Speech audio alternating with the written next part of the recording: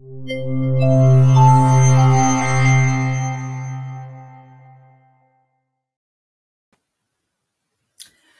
afternoon to our delightful speakers and to our, well, equally delightful audience. A very, very warm welcome to the launch of the European Innovation Council's WLP. It's the Women Leadership Programme.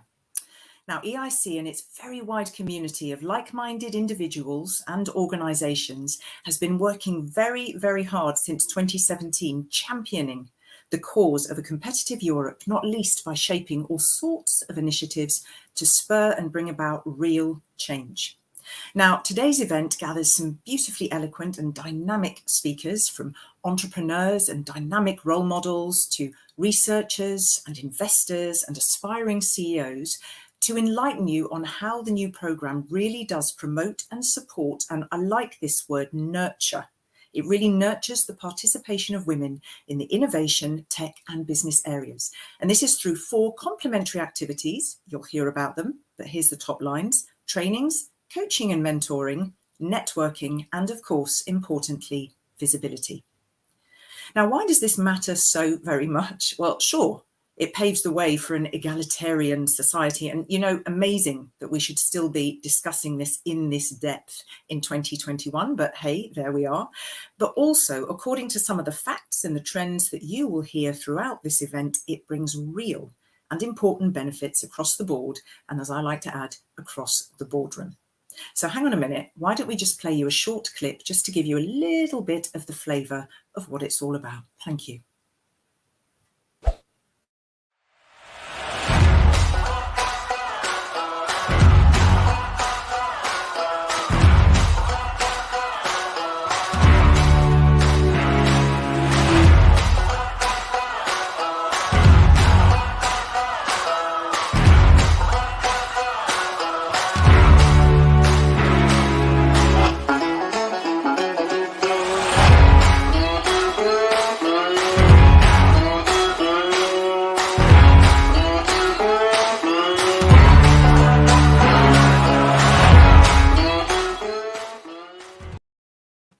And there you have it, ladies and gentlemen, at the end, EU EIC. I'm going to talk about the hashtag in just a moment. But rudely, I didn't actually introduce myself. My name is Katrina Sickle.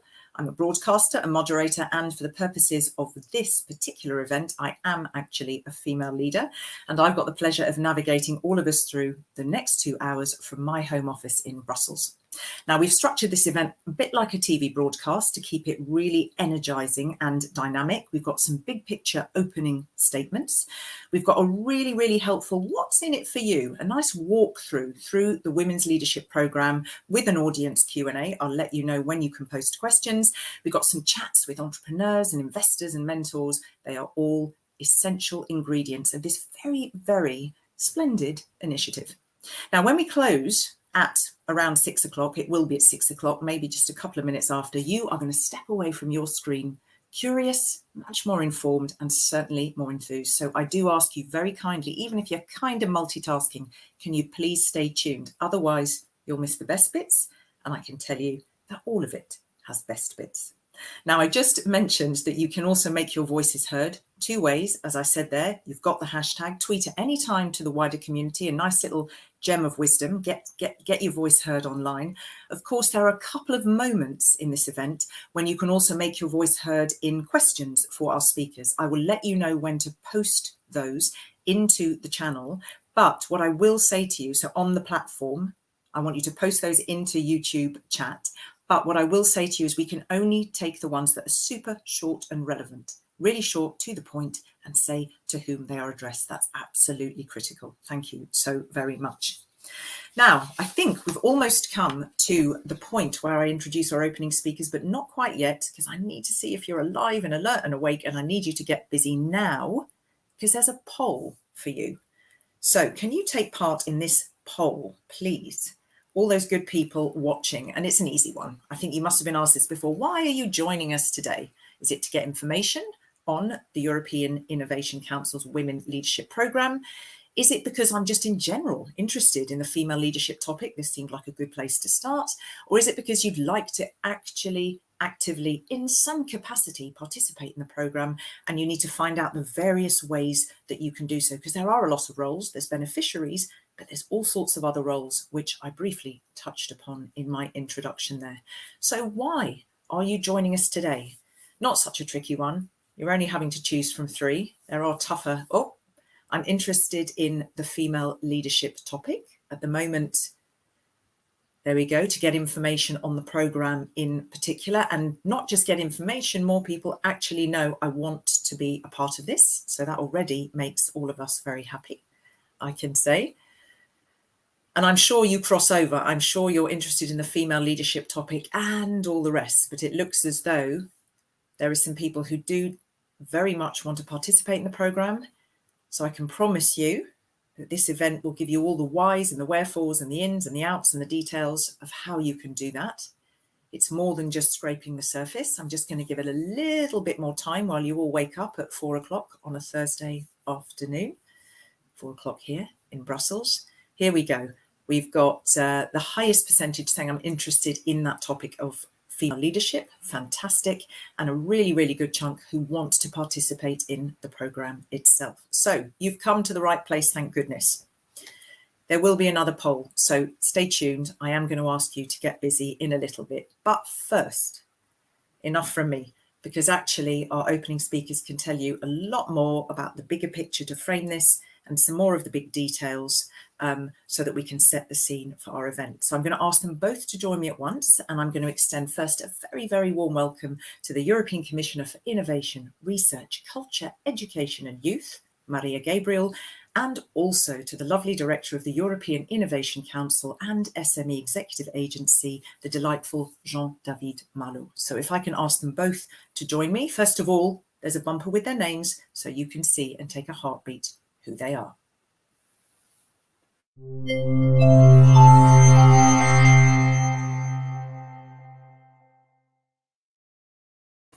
There you go. That just gave you a moment to breathe and to see their faces before I ask them to now join us. You can see how much their photos actually look like they themselves. So I'm going to ask the lovely ladies behind the scene if you can please bring our 2 opening speakers to join me. Hello, both of you. Thank you so much, Commissioner. Thank you so much, Jean-David Malo.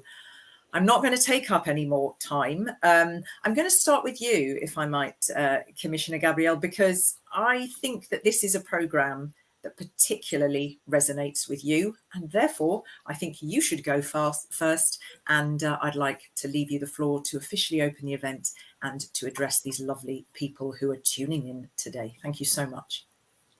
Thank you. Thank you very much, Katrina. Dear Jean-David, dear participants, ladies and gentlemen, first of all, I'm so happy to be with you all today.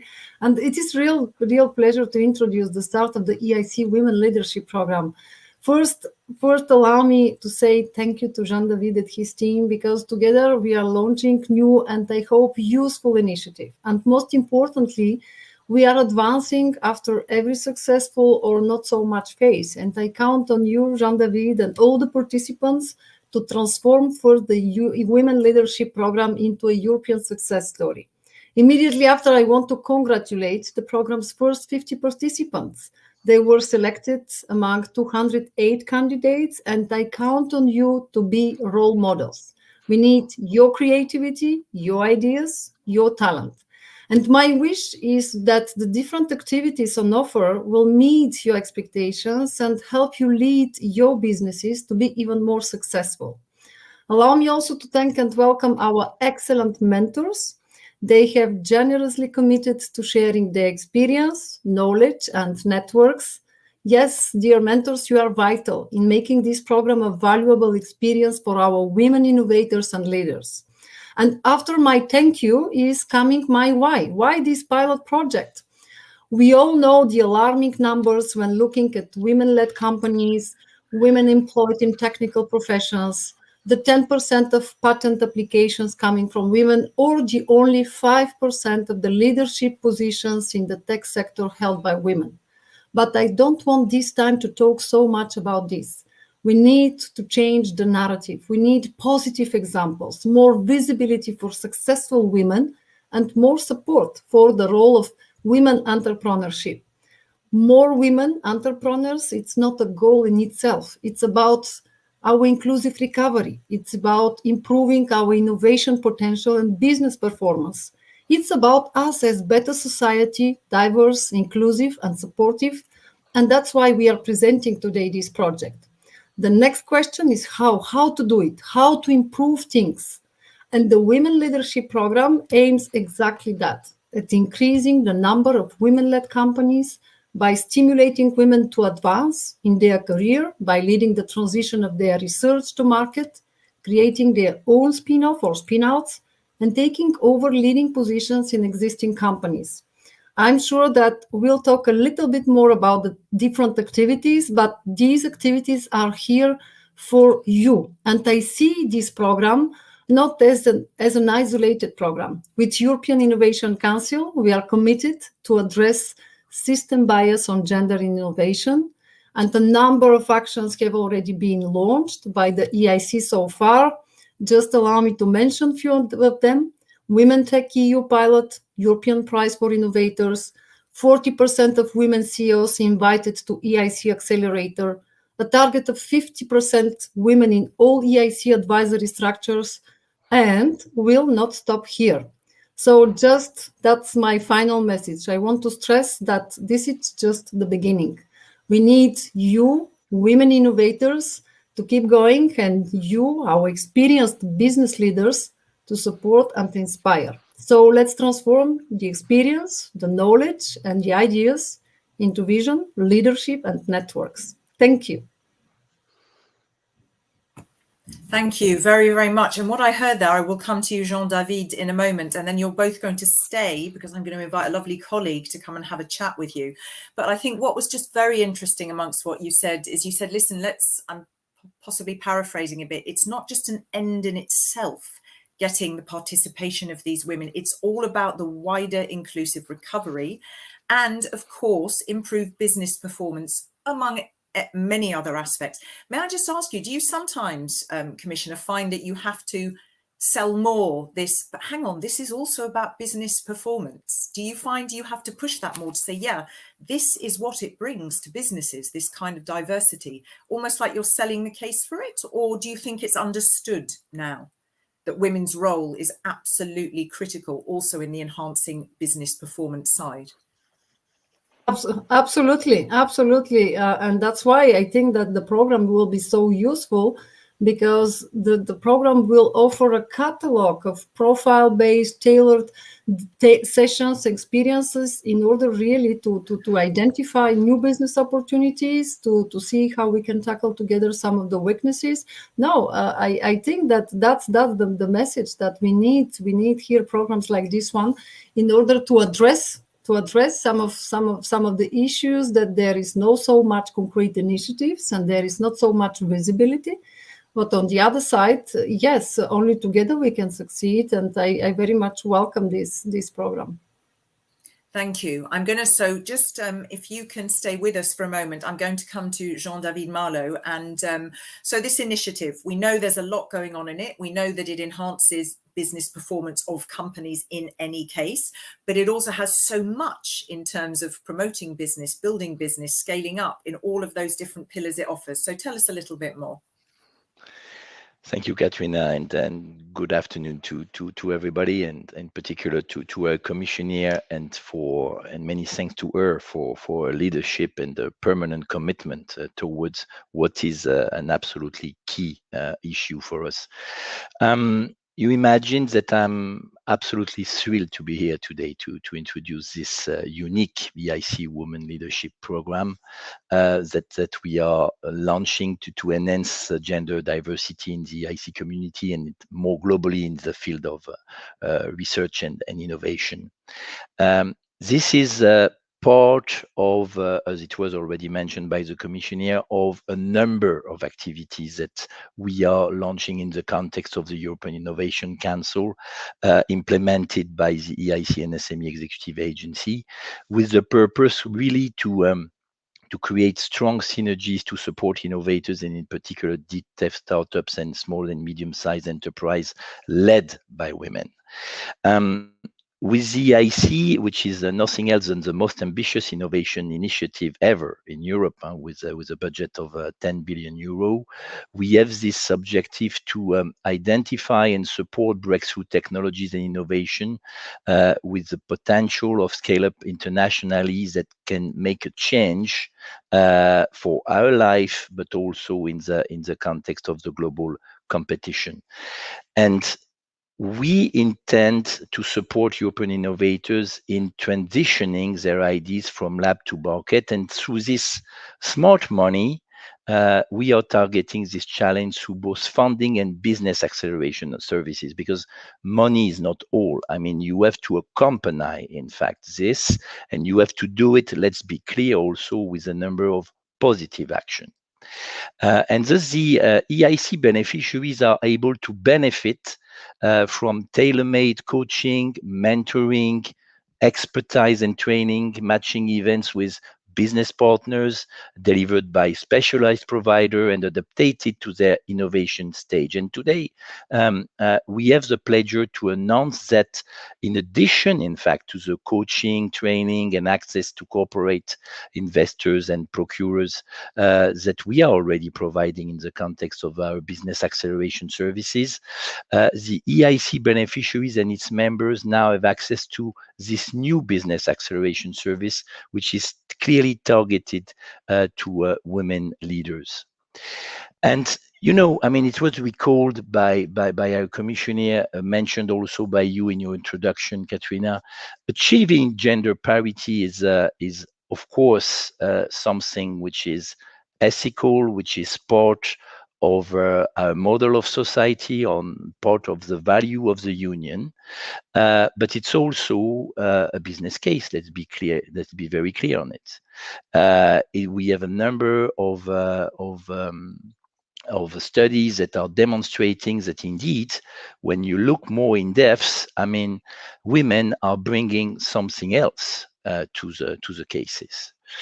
Beyond that, gender parity is, of course, a key element of the Sustainable Development Goals, and it's not by surprise that we are coming with this kind of initiative in order to reach this common objective that we have at worldwide level. And it's absolutely necessary to do it. It's not because we did it already on a number of issues that we have to restrain our efforts. We have, on the contrary, to double, triple our efforts on a constant basis. I mean, the commissioner mentioned it already in a very clear introduction. We have a very low level of participation of women in a number of domains, in particular in deep tech, in terms of funding, in terms of fundraising, in terms of leading of companies. And within the EIC, we took a number of measures for this, which brought us, in fact, to a percentage of support which is a triple of what you can find on the market, as mentioned by the commissioner. But we still have a number of challenges to tackle, and this must be tackled if we want to make progress. And we have to be very ambitious. We will certainly come back to this a bit later today, but we should not be afraid to have what may look at impossible targets, especially because, I mean, this is needed in order to ensure a fully inclusive, competitive recovery of the union. And with the EIC Women Leadership Programme, we want to raise awareness, enrich leadership-specific knowledge, connect business support networks, and provide specific mentoring and coaching opportunities for EIC female leaders to become, as mentioned by our commissioner, the next role model of European innovators. And for this purpose, we will offer the support and expertise needed, and we will come later in our meeting with a concrete explanation on how we intend to do it. We need more women in the economy and more gender equality in research and innovation to keep, in fact, perusing excellence in research and innovation and achieving higher economic impact. And I'm sure that with this acceleration path that we are now providing, we will certainly contribute to to achieve Europe's goals of becoming the Union of Equality. Thank you very much. Look, I scribbled down lots of E's there, Jean-David Malo. You said it's ethical. We use the word excellence. It's embedded in the SDGs, equality. So lots of things there. But what I particularly like best was your sentence, women bring something else. I'm sure every single woman watching and every single woman taking part, including the commissioner, we could all sit down one night in a wine bar and just go, right, this is what I bring. So that's opened up a whole Pandora's box. I'm not going to go there because I don't want to take the valuable time from my colleague Kinga, who I'm just going to invite in just a moment. But thank you so very much to both of you. Stay with us. Let's see, first of all, with a nice little intro bumper, who our lovely moderator is for this chat between you two. Thank you.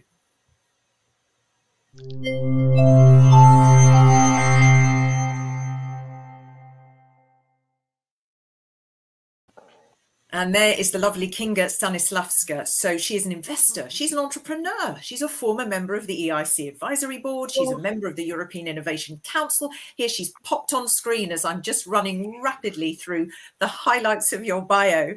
She's also a member of the EIC Fund Investment Committee. Suffice to say, she wears many hats because, apart from those, she's managing partner of the Polish venture capital firm Xperia Venture Fund. She's also a mentor, critical, and that's why I said it's great she wears all these hats, because those are all the different ingredients to this program. A mentor in Vital Voices and Foundation for Women Entrepreneurship. And she also co-founded the European Women in VC Community, which embraces more than 400 women in the European and Israeli VC space. We will stop there. Kinga, the floor's going to be yours, but just tell me in a nutshell, please, you are such a vocal supporter of this initiative. Give me one reason why it really fires you up. Hello, everyone. Great to be here. Good afternoon. Good afternoon, Commissioner. Good afternoon, Jean-David. Hello, Katrina. Well, I would say, you said I'm wearing many hats. I think one hat we missed. I'm the mother of 2 teenage girls. And I think this is the reason why I'm so supportive of this initiative. I want them to be like the 50 ladies that we have in the program today. I want them to learn from their experiences, to be driven by knowledge, be driven by science, be driven by research. So I'm fully aligned with this mission from my heart and for my mind. Thank you. That was the best. I didn't expect that answer. And of course, I'm not at all surprised. And it's the perfect answer. Okay, I'm going to leave the screen now. I'm going to leave you to it. And I'm going to pop back at the end, but I'm going to listen in. So thank you very much. The floor, Kinga, is yours. Thank you so much, Katrina. I'd just like to say one more thing, which I think is important to kickstart.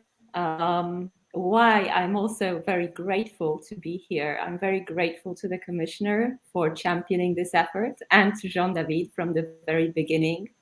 I'd like to also say a big thank you to the EIC Advisory Board, who have been such great supporters of the female agenda from R&D right through startups, technology and venture, and who have written an amazing statement on gender diversity across Europe, which is all where all these different initiatives originally are coming from and stemming from. So very happy that this is all taking place and really glad to be here. Without further ado, I'd like to ask the both of you a few questions just to kickstart our discussion. And if I could, I'd like to start with you, Commissioner. As the Commissioner in charge of innovation, research, culture, education and youth, you have a great overview of many fields that each contributes to personal empowerment and business growth. Why is the EIC Women Leadership Programme so important, and why now? And what is so special about it? Well, thank you very much, Kinga. It's always a pleasure to have common events together with you. You are a role model, you are a leader for us, and you have my full support. Well, for me, there is here, when we talk about this Women Leadership Program, 3 key words: support, connect, attract. For me, what is really the strength of this program? First, because this program will support different career goals of women in the EIC community. These can be women in management positions, who want to strengthen their skills and expand their network. These can also be women within established companies aspiring to take over leadership positions in business development, and women researchers and innovators who want to start or scale their business. And the program will offer exactly that: different tailored training sessions in personal branding, pitching, negotiation, leadership styles.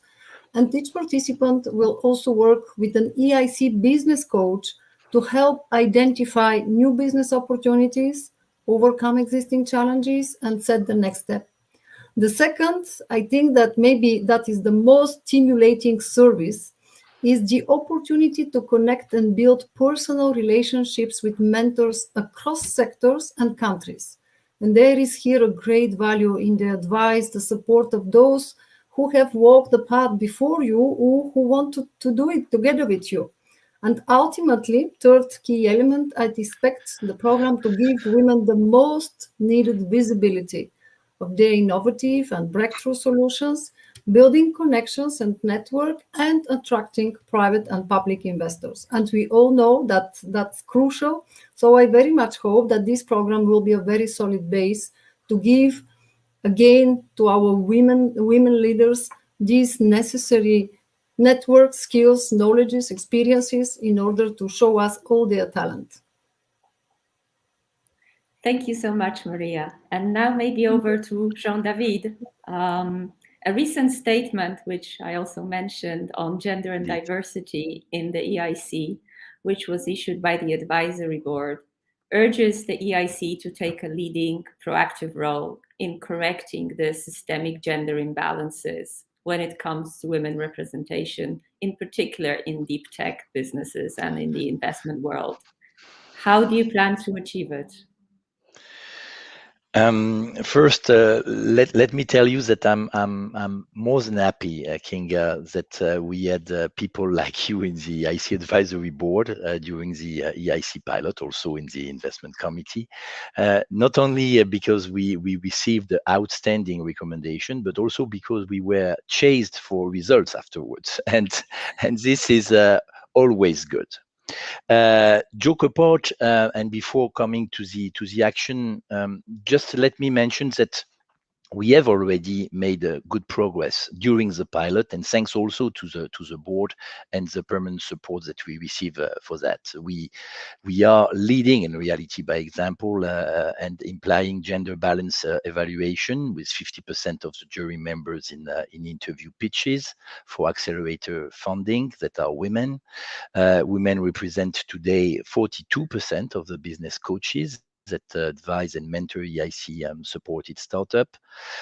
Since 2020, we also prioritize, you remember, the idea to have 25% of women CEO at interview speeches, while not downgrading the criteria of excellence. And this measure has stimulated a really substantial increase in the share of EIC funded startup with a female CEO from 8% to 29% in the last call, which was remarkable. And I can already tell you, even if I cannot give you the result because they are not yet official, that the result in the first call of the EIC Accelerator in the Horizon Europe will be also a good one, thanks to this type of measure.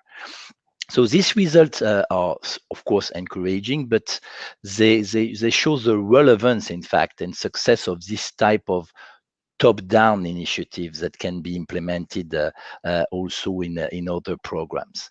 Now, the new target that we have is to go beyond that, and for example, to reach 40% women-led companies. We know that it is very ambitious, but let's be clear, without challenges, you never move walls. So we need this kind of challenge. We have to convince, of course, member states in our program committee, but this is something that we clearly already announced, and we will move step by step, year after year, towards this objective.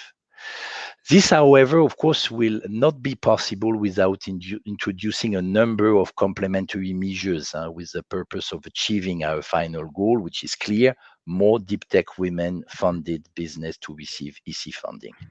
And apart from the Today initiative, on which we will come back, I just would like to answer your question to highlight a number of them that the Commissioner already introduced in her introduction. The Women Tech EU scheme, which is a dedicated initiative to support deep tech startups funded and led by women, consisting of funding, coaching, and mentoring of their activities.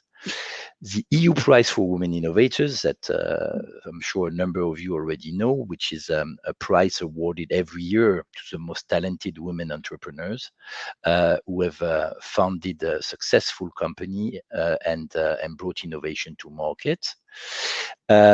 And the gender dimension will also be included in the upcoming EIC challenges set for innovators to crack by developing breakthrough and disruptive solutions to most pressing societal challenges.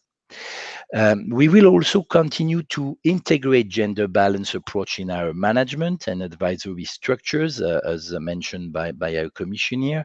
Let's be clear, the membership in the new EIC board that will be announced by the end of the fall of this year, which provide, and that will provide, of course, as you know, the strategic advice to the EIC, will be totally gender balanced. It's a key requisite for us. And the same rule will be also applied to another place that you know very well, which is the EIC Fund Investment Committee. Last point, because I don't want to monopolize the floor, is that, of course, building on the advice from the EIC board that will be established soon and the experience that we have now more and more in the implementation, we are right now thinking about the process of considering further action to strengthen support to female entrepreneurs already under the EIC program 2022 that we expect to have adopted by the end of the year. So a lot already, but a lot to come. And looking forward to those exciting times. Thank you, Jean-David. Maybe the next question to Maria. Despite the high demand for talent, the European pool of next generation leaders in research, innovation, and venture investment still continues to be limited by this underrepresentation of women in all parts of that ecosystem. How does the EU support females in research and in innovation? Well, Kinga, first, I think that we should stop to talk only about research innovation and when talking about research innovation, to add education. So for me, it's absolutely crucial to preserve this holistic approach. And as Jean-David, I already mentioned, it's true that the European Innovation Council had implemented several specific measures to support women innovators. However, we need more. And that's why I think that one of the first things that we have ahead of us is to finalize our work on the European Innovation Agenda. The Women Venture Capital Group, headed by you, Kinga, recently handed me over your recommendations. There is here some very concrete recommendations about what we can do to ensure that more women investors can support purpose-driven and female-led companies. And here there is also many ideas from Europe startup communities on supporting women in tech across Europe. And for me, that will be an essential pillar in the upcoming European Innovation Agenda. But allow me to briefly mention what we do under Horizon Europe to promote institutional change towards gender equality. Something completely new. First, all public bodies, research and higher education institutions must have an implementable gender equality plan to be eligible for European funding. I think that here we are sending a very strong message. Secondly, the integration of the gender dimension in research and innovation content is a requirement by default. It is part of the evaluation of proposals under the excellence criterion. And thirdly, I think that similar to the EIC, we have introduced a target of 50% of women in Horizon Europe related boards, expert groups, and evaluation committees. But for sure, as I already said it, as Commissioner for Research, Innovation, and Education, I would like to have a holistic approach, and this means supporting female innovators and tech leaders while increasing girls' participation in STEM education. And we have a very concrete initiative here with the European Institute of Innovation and Technology. You know that our objective is to provide trainings for 40,000 girls. And I very much hope that the first step, which is to have 8,000 this year, will be successfully achieved. That will be a very, very important step. But finally, for me, there is no miracle solution. But with critical mass of small, concrete, and efficient actions, I'm sure that we can make a difference. Thank you, Maria. I also believe in this holistic approach. And coming back to that, maybe to Jean-David, you know that I'm an investor, and therefore it's a normal thing for me to mention that supporting women founders is important, but also supporting the investment space is another priority. And as we know, the assets under management in Europe are 95, maybe 92% managed in male hands. So women are really underrepresented and in many cases absent from decision-making, investment decision-making roles. Do you have any plans to take this challenge on in the next months and years? It's as you know, it's one of the question and of the challenge that that is the closest to my heart for a long period of time, and we had the occasion to discuss it at several occasions. Personally, I have not plans alone, but I could certainly answer a part of your question on what we intend to do in the context of the EIC and a bit more broader. In particular, in the context of what is the most important investment program at the level of the EU, which is the InvestEU program.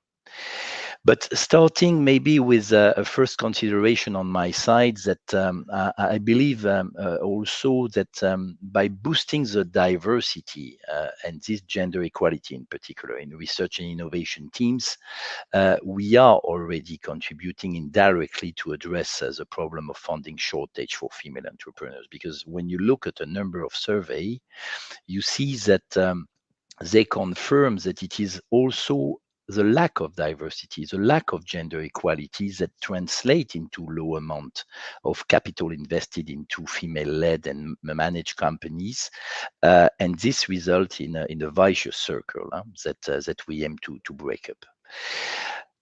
However, not totally naive.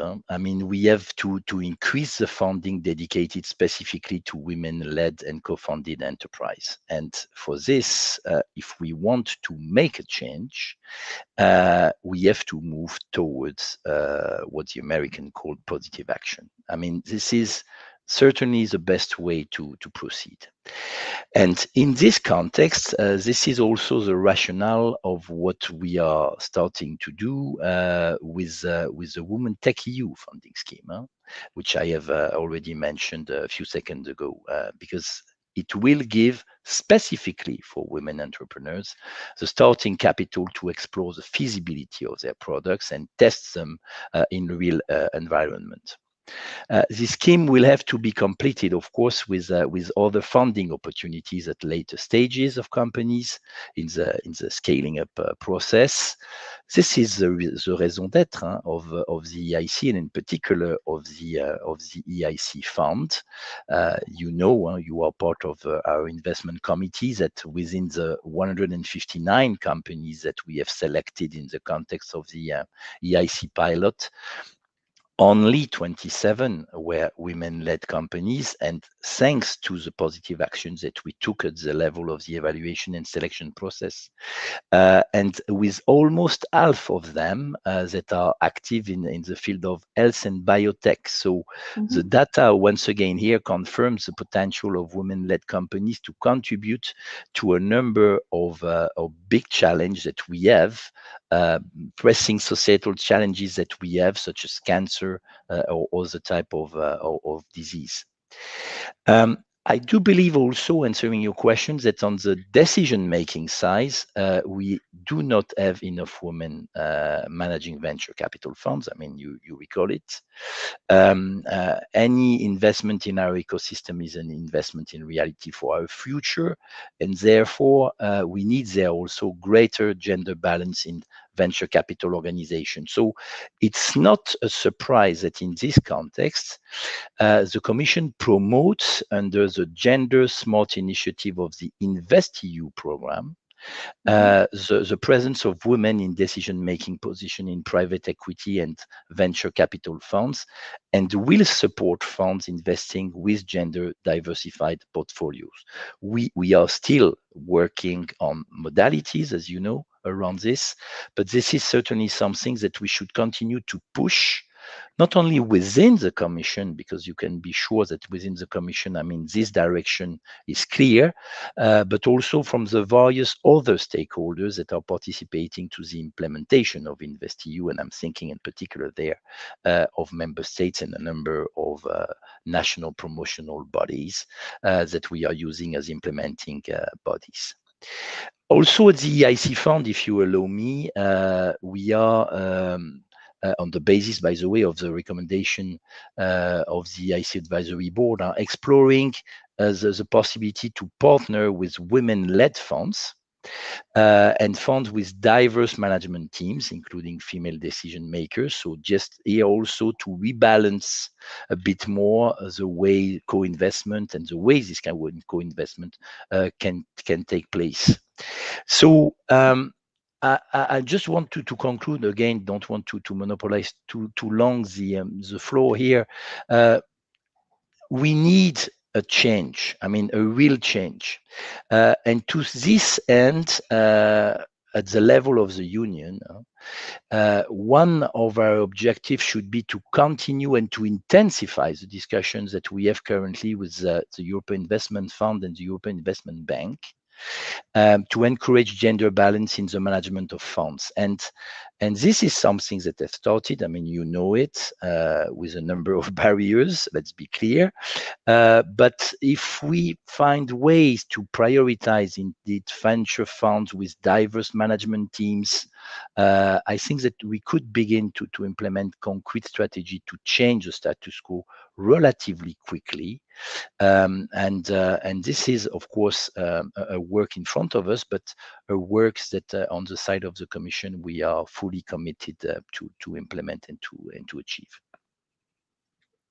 Thank you, Jean-David. Actually, just following on that, you are leading an executive agency, ACE-MEA, that to do all these things that you are doing and that you have planned needs to collaborate with a huge number of stakeholders across different EU countries and different institutions, not just identifying the issues that are out there for women, but also then implementing them.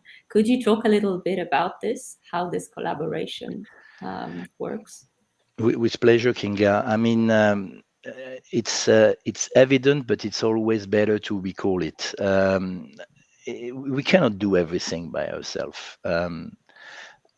All the challenges, and in particular the one dedicated to women leadership, require collaboration with key stakeholders from the entire ecosystem.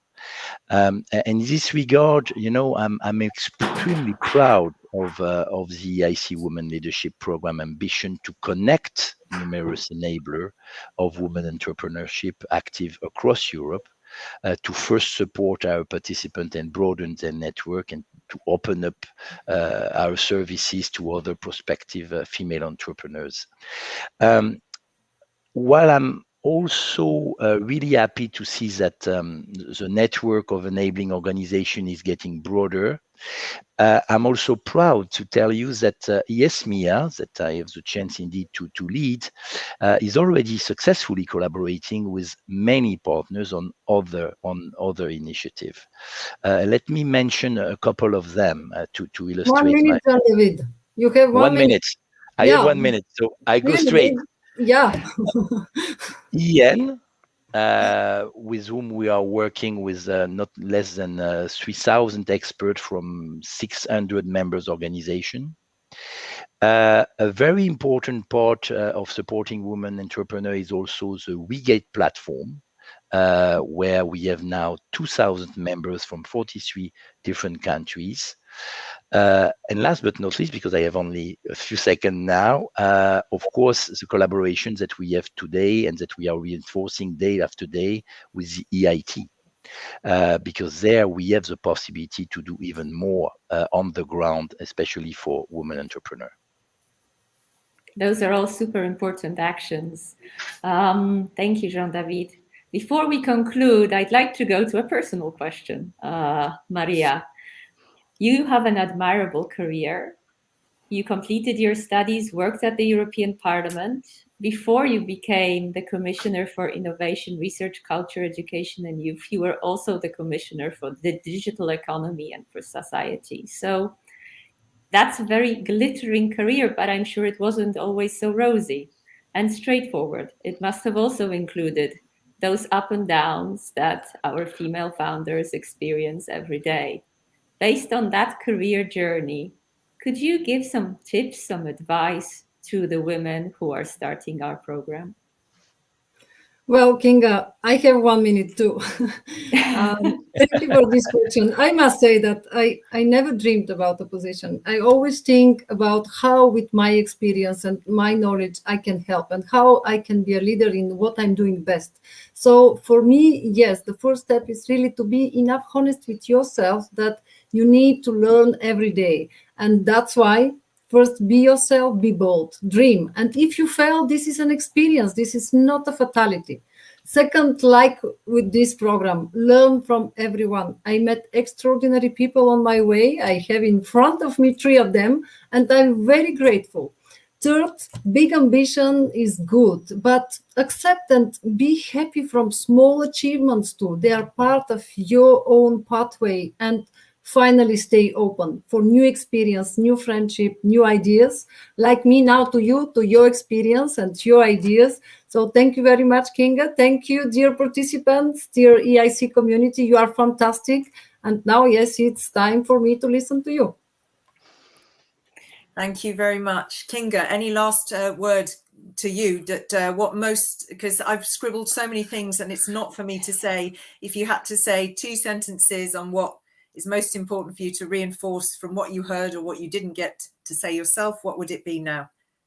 I'd just like to go back on this boldness of the Commissioner and boldness of Jean-David to really create the future of Europe, which is full of innovation, technology advancement and prosperity, by addressing what, frankly speaking, is being the biggest market failure, which is the access to capital, to knowledge, to networks, and to success for women leaders across Europe, across technology, startups, VCs, and all these different ecosystems. So really, really keeping my fingers crossed for the next programs and for all the work you are doing. Thank you so very much. And thank you also, Commissioner, for being so fabulous with the clock. That I'm very grateful for. So I thank you all. So Jean-David Malo and the Commissioner and also Kinga. Now, Kinga, I'm going to ask you back, which is great for me, right at the end. And I remind my other speakers, my lovely speakers, that if you want to follow, you simply need to come off the platform. There's a link in the chat. Otherwise, the platform gets so stuffed it explodes and no one can see any of us. There we go. All right. Thank you. You can take a breather backstage, all 3 of you. And Kinga, I see you later. So bye-bye.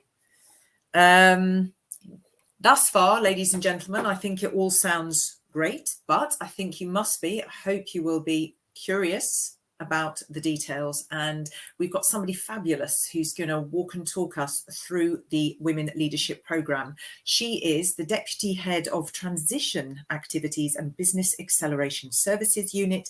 Her name is Veronica Benitez Pinero, and I think she also has a little opening name bumper so you can see who she is.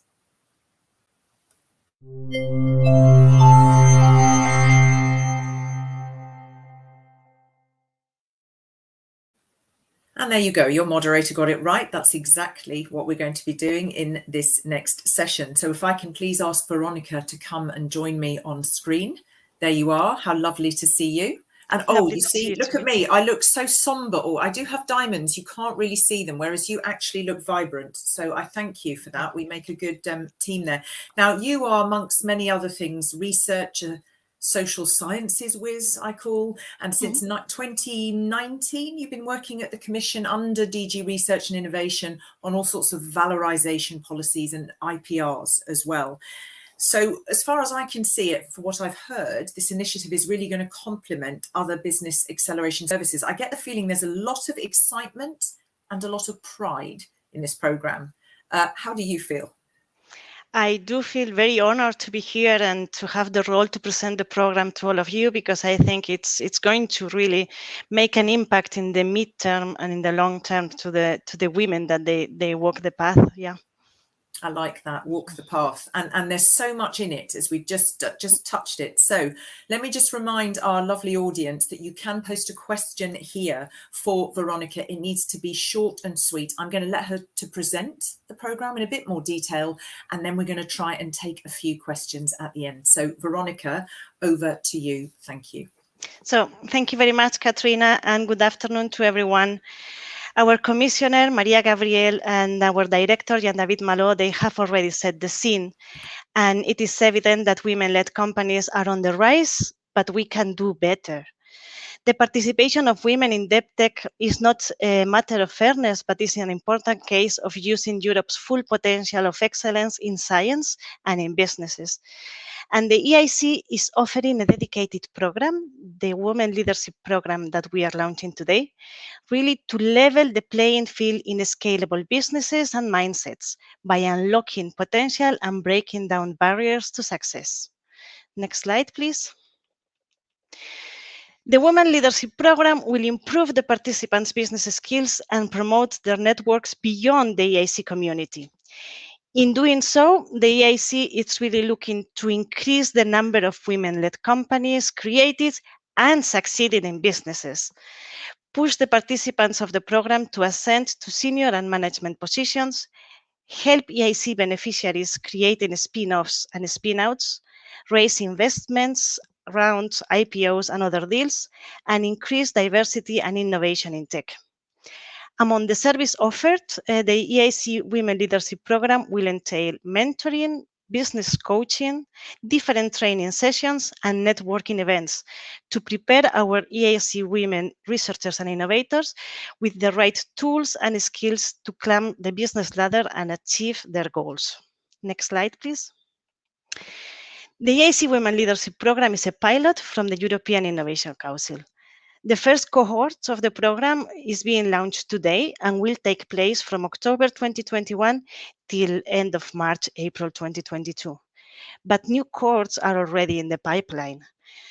The open call was for participants of the first cohort was launched in June, and it was open during 1 month. During that month, we really got surprised by the great amount of interest that our program raised, because we got more than 200 beneficiaries that applied to be part of this program, and 50 of them were selected for the first cohort. Their candidatures were evaluated by expert external evaluators that assessed and ranked their applications based on criteria such as the background experience and diversity of work sectors, their professional aspirations, their career challenges, and their motivation to join the program. The 50 approved beneficiaries that today are part of the program come from 18 different countries, and their profiles are a mix of company leaders, researchers looking for a leadership position in an innovator and as an innovator or entrepreneur, and company members not in leadership positions but aspiring to a leadership position in the future. Next slide, please. Support and advice from someone who already walked a mile in your shoes can be a valuable incentive to go in the right direction. The EIC Women Leadership Programme will offer every participant the chance to choose an experienced and trusted mentor. The pool of mentors for the EIC Women's Leadership Programme includes experienced entrepreneurs, investors, innovators, and senior managers, who will share their experience in management and provide access to their diverse networks. Mentors will help participants define their career paths, overcome the existing challenges, and set the next steps. What are the benefits for the mentors on the program? Well, the mentors in the long term will be able to impact the female participation in business, which is always a pride.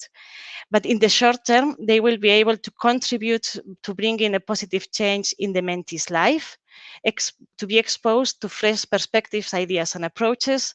They will be able to expand their professional networks. They will play an active role in the EIC community, that it's Europe's largest community of entrepreneurs and researchers. They will be at the forefront of increasing the role of women in innovation and tech, and they will develop personal skills, mentoring skills, and mentoring styles. What would be there for the mentee? Well, they will select an experienced and trusted mentor from a great pool of reputable professionals. They will receive valuable input and advice to support their career progression. They will share their ambitions and fears with someone that has been in similar positions. They will grow their professional network, and they will expand their personal and professional perspectives. Next slide, please.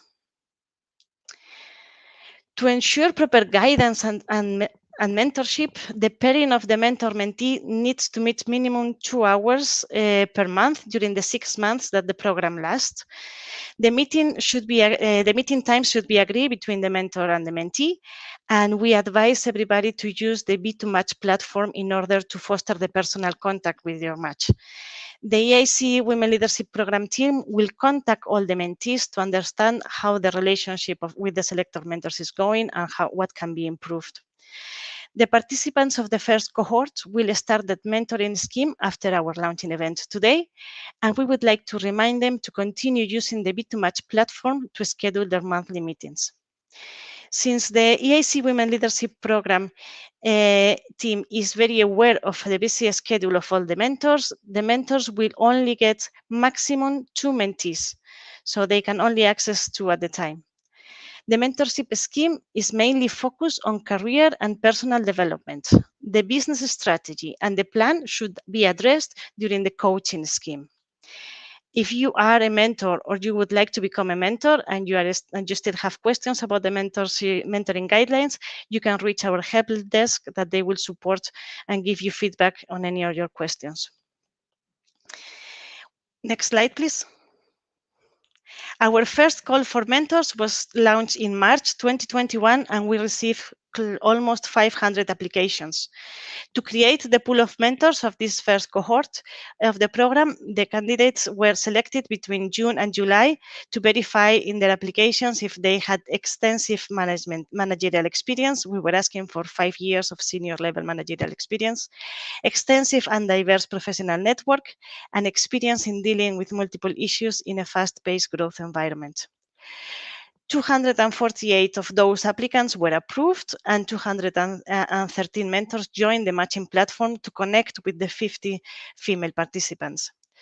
The pool of mentors of the first cohort of the program is mainly focused on engineering and tech, ICT, health, and education and culture.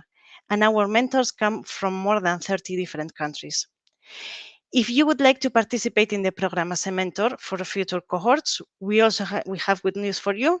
The applications are open on a rolling basis, so you can submit your application through the link that my colleague is going to add in the chat. Please notice that since the first cohort is already starting, the application submitted after May 2021 will only be considered for the second part of the program. We will contact you with more details about the assessment and the mentors and the second part of the program in spring 2022. Next slide, please. The second part of the services that we offer will be the coaching scheme. Each participant will also work with a business coach who will help researchers to discover their innovations opportunities and provide insights into their entrepreneurship potential, and companies members to improve their business plans, implementation strategies, and market entry. The EIC Women Leadership Programme has around 350 EIC business coaches from a diverse set of backgrounds and with extensive coaching experience. The coaching scheme will follow a similar principle to the mentoring scheme. Each coachee will have an opportunity to match and select one coach from the pool and schedule regular follow-up for the progress. Next slide, please. In the beginning of each cohort, and to make sure that every participant is allocated to a coach, they have to follow a specific procedure.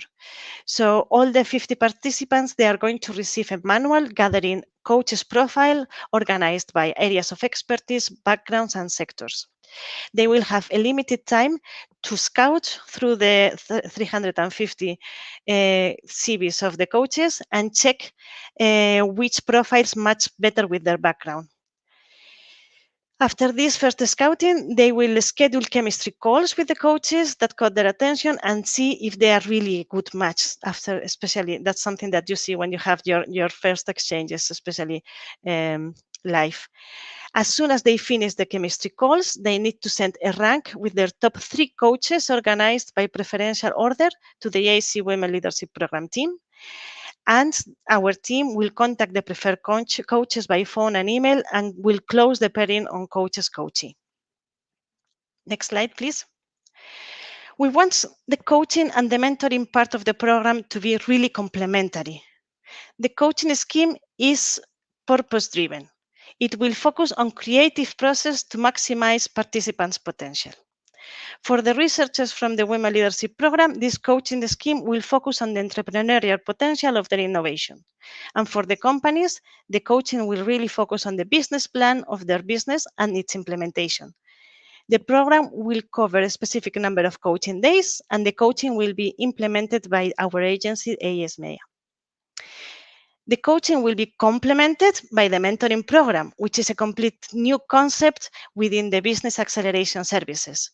This mentoring experience is aimed at building trusted advisor relationship focused on personal and career developments between mentors and mentees. The mentoring will not have a particular focus on their business strategy or in their plan. It will go deeper into their career and to develop their skills as business leaders. In general, we can say that the mentoring, it can be a long-lasting relationship going even beyond the program. The program will offer them the possibility to kick off this mentor, but it's something that will stay in their career for long. Next slide, please. Throughout the Women Leadership Programme implementation, a set of training events will be organized per cohort to answer the needs expressed by applicants when they applied for the program. These sessions will be scheduled every month, so 1 or 2 sessions per month, and focus mainly on topics such as negotiation and strategic partnerships, team management, leadership strategies, create, scale up a company, create and maintain partnerships, etc. All the details about each training event, including theme, training, and registration form, will be shared with the participants at least 1 month in advance to give them the opportunity to fit it in their schedule and attend the sessions. Next slide, please. Networking can be, and it's a key component of leadership strategy and development. By strengthening your professional network, you can increase your career and business opportunities, anticipate changes, stay on top of the latest trends, and raise your visibility. A good network is probably one of the most powerful tools to dispose as a leader. The EIC Women Leadership Programme will precisely provide this essential boost to their participants by offering multiple networking events that will make participants noticeable inside and outside the EIC community. Next slide, please. The EIC Women Leadership Programme participants have to join at least 70% of the events that are on offer within the program. These events are important steps that will mark your participation in the program, so you should really try to be present. If it's not possible, please inform the organization as soon as you can. We have already 4 training on the pipeline together with 2 networking sessions. There is that will be organized in conjunction with our partners. So we have a first training that will take place on the 22nd of October together with a networking event that will be focused on strategic planning, how to set up a new company and scale it up. and will be organized in partnership with the organization Impulse for Women. Later in October or in November, we will have the second training organized with our partners from EBAN, the European Business Angels Network, on the 10th of November on how early stage fundraising will help you master your decision-making and negotiation skills. In late November, the 29th, there will be another training on creative pitching organized with V-Lounge. And then there will be a networking event that will gather the speakers together with the participants. And at the end of the year, as a closing 2021 event, there will be a training on personal leadership and branding that will be delivered by the independent trainer and coach, Jill Adams. All this information will be provided to all the participants in the program via the communication channel and the EIC community platform. So for me, this is all. Thank you very much for your attention, and I will be happy to take your questions and provide the answers. Thank you. Thank you very much, Veronica. We do have a couple of questions, and can I just say it's very, it was very, very comprehensive and very, very clear. Just something I observed, which chimed with what the Commissioner had said when she had that last question from Kinga for advice. And she said, you know, be bold, but also be humble, as in be open to learning. And what I found really interesting there is that when you put what can the mentor expect, it's not just contributing, but it's also learning. And I really like that. That really jumped out for me. Just quickly, before I take the two questions that have come in, when we saw, you know, that there are a lot of candidates and there are these 50 selected. So if you had to say something, because the profiles of the kinds of women you're looking for that can go from research to leadership or make that slight move to leadership or come out of the lab and move into the startup. So that's really interesting. But what are you looking for? If you had to say to me, Kat, these are the kinds of people who we go, yes. I think one of the main parts of the application is really the motivation letter. And in the motivation letter, those 50 that were selected, I mean, there is, of course, you have to come up with a number. And unfortunately, you have to put the cutoff at a certain limit. And 50 is a number that we can manage, especially in this first pilot. But the motivation letter really was able to transmit how much they need and how good they will take this opportunity in order to make the best, to extract all the value that we are going to offer with this kind of services. So I would say that it was, a CV, it's comparable. The motivation letter, it comes from the heart. And I think there was a lot of heart put in these motivations. And this is what we are really looking for. Someone that is not only looking, it's a personal development. So it's not only career CV development. Yeah, so. and thank you also for the clarity between the coach there and the mentor. And I'm going to have actually a question in the round table for that, for one of our speakers, that's for them. Be interesting to hear what he says. But we have but 5 minutes, so perhaps our lovely technical crew could put on screen one of the questions that we have received, if you have it. And of course, if you have burning questions and we can't answer them, then we can provide you with an email address. There we go. That's the question. How many women? How many women? Yeah. Sorry. There were 200, more than almost 500 applied for the mentorship program, and there was more or less, we would say 60%, 40% more male than women when it comes to mentor. Yeah, so I mean, the mentorship program is not only exclusively for female; it's also open for male. Yeah. Thank you. And I think we should have a second question. Let's just have a look. Might be, will you send, I love that. That's much more of a, I think you might have expected there, Veronica, oh my God, what's going to come in? What do I have to answer? Yeah, that might be an easy one for you to answer, that one. I think everything is set up in order to send reminders and calendar invites, but in any case, we take note and we will send reminders and calendar invites if that's what you think that would be useful for you to keep you posted. Okay. And not to miss the opportunity to come to the events. Absolutely. And they'll let me know in the chat if there's anything else. But I did and just want to ask, because we haven't, one thing that I am going to ask our next speakers, we have talked about all the reasons why it's so critical that there is more participation of women in these particular sectors we're talking about now, but in general. And we heard the word ethical, and we talked about the SDGs, the importance of diversity, bringing that excellence, the business case for it. But if you, Veronica, say to me, Kat, there are all sorts of reasons why there's this imbalance, and I know there are. If you had to pick one that bugs you or keeps you awake at night, you think, well, that's frustrating, why the participation of women isn't more enhanced, what would it be? I know there are many different reasons. Yeah, I would say the mindset.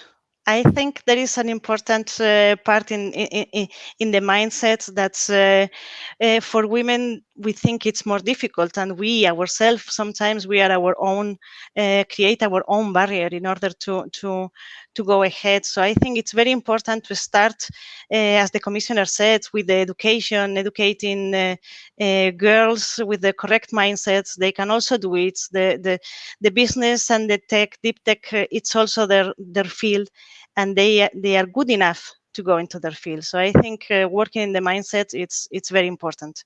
And also, I really think this program is going to help working in the mindset when they become more aware, having the mentors and the coaches that they can do it. Yeah, and also from talking again and from talking in the past around this subject in all sorts of different sectors, with engineers, with the chemical and the chemical distribution industry, I think it's not just, can I do it, but also to a certain extent, is it for me? I think for my feeling is, and I'm, over 50 now, is that better, good stories need to be told as well. We heard Kinga talk about her own girls there. My daughter's 11. Good stories to see there are those profiles in those sectors. Don't have a preconceived idea also about what those sectors can open you up to. Would that be something that you've come across? Yes, I think that's important, and also I think this program is going to come up with success stories that we will be able to talk about in some time, because of course we are very aware that the fruit of this program is not going to come in 6 months, not in 1 year. Yeah. It's an investment that we are doing in the midterm. So we are very sure that the outcome is going to be to create this community where they will retroactively help each other, and they will come up with very role models, as the commissioner said. Yeah, thank you so much. Listen, we are bang on time, and thank you also for that very important point, because that does come up in general, just in events when we're talking about EU initiatives, all of this kind of cross-fertilization, helping others out, learning, this is also about bringing people together from so many different countries. So all of that you say, that support, that legacy is critical. And I know that's very much an EU thing. So thank you so much, Veronica, for that. You've been super helpful. Clearly know your stuff. I'm going to allow you need to come out of the platform, as I said, and you can find that link in the chat. But it's been lovely to have you with me. Thank you very much, Katrina. And thank you all the participants for your time. And so back to our audience, we are going to meet some fabulous individuals who, as I said earlier, are absolutely critical to the success of this new initiative. But before we do, I would say it's over to our audience, because I'd like you to answer a second poll. And this is a little bit, a lot different to the first one. There you go. Think about a leader who you admire. What are the 3 qualities that he or she has that you most respect? And I just told you my age publicly, and that's why I'm putting these on, because I can't actually see. So humble. That's one of my favorite words, humble. President Obama, I love that. The leader. Challenging the status quo. Well, that's great, because we've had the words already, disruptive and breakthrough and big tech and all sorts. So certainly challenging the status quo. Lateral thinking, yeah. Determination, inclusive. So I think the commissioner, if she is still listening behind, would be pleased, because that's something she said. This is not just kind of just the means to an end. This is important in an entire inclusive recovery context. Courage, absolutely. Courage. And I think if we all sat down together with a glass of wine, we could have a very interesting discussion on what we all think the word courage means, because it can mean so many different things for different people. Empathy, for sure. I do not want a leader without empathy. I don't think that makes a good leader. Caring comes up twice there. Empowering, persistent, self-confident. You know, what with all the advancements in robotics and AI, we could actually build the perfect leader. There we go. We have the components, which are patience. That's a good one. Absolutely. Absolutely. Affirmation. People are very, very clear. How much they might get this in their day-to-day from their leaders, I don't know.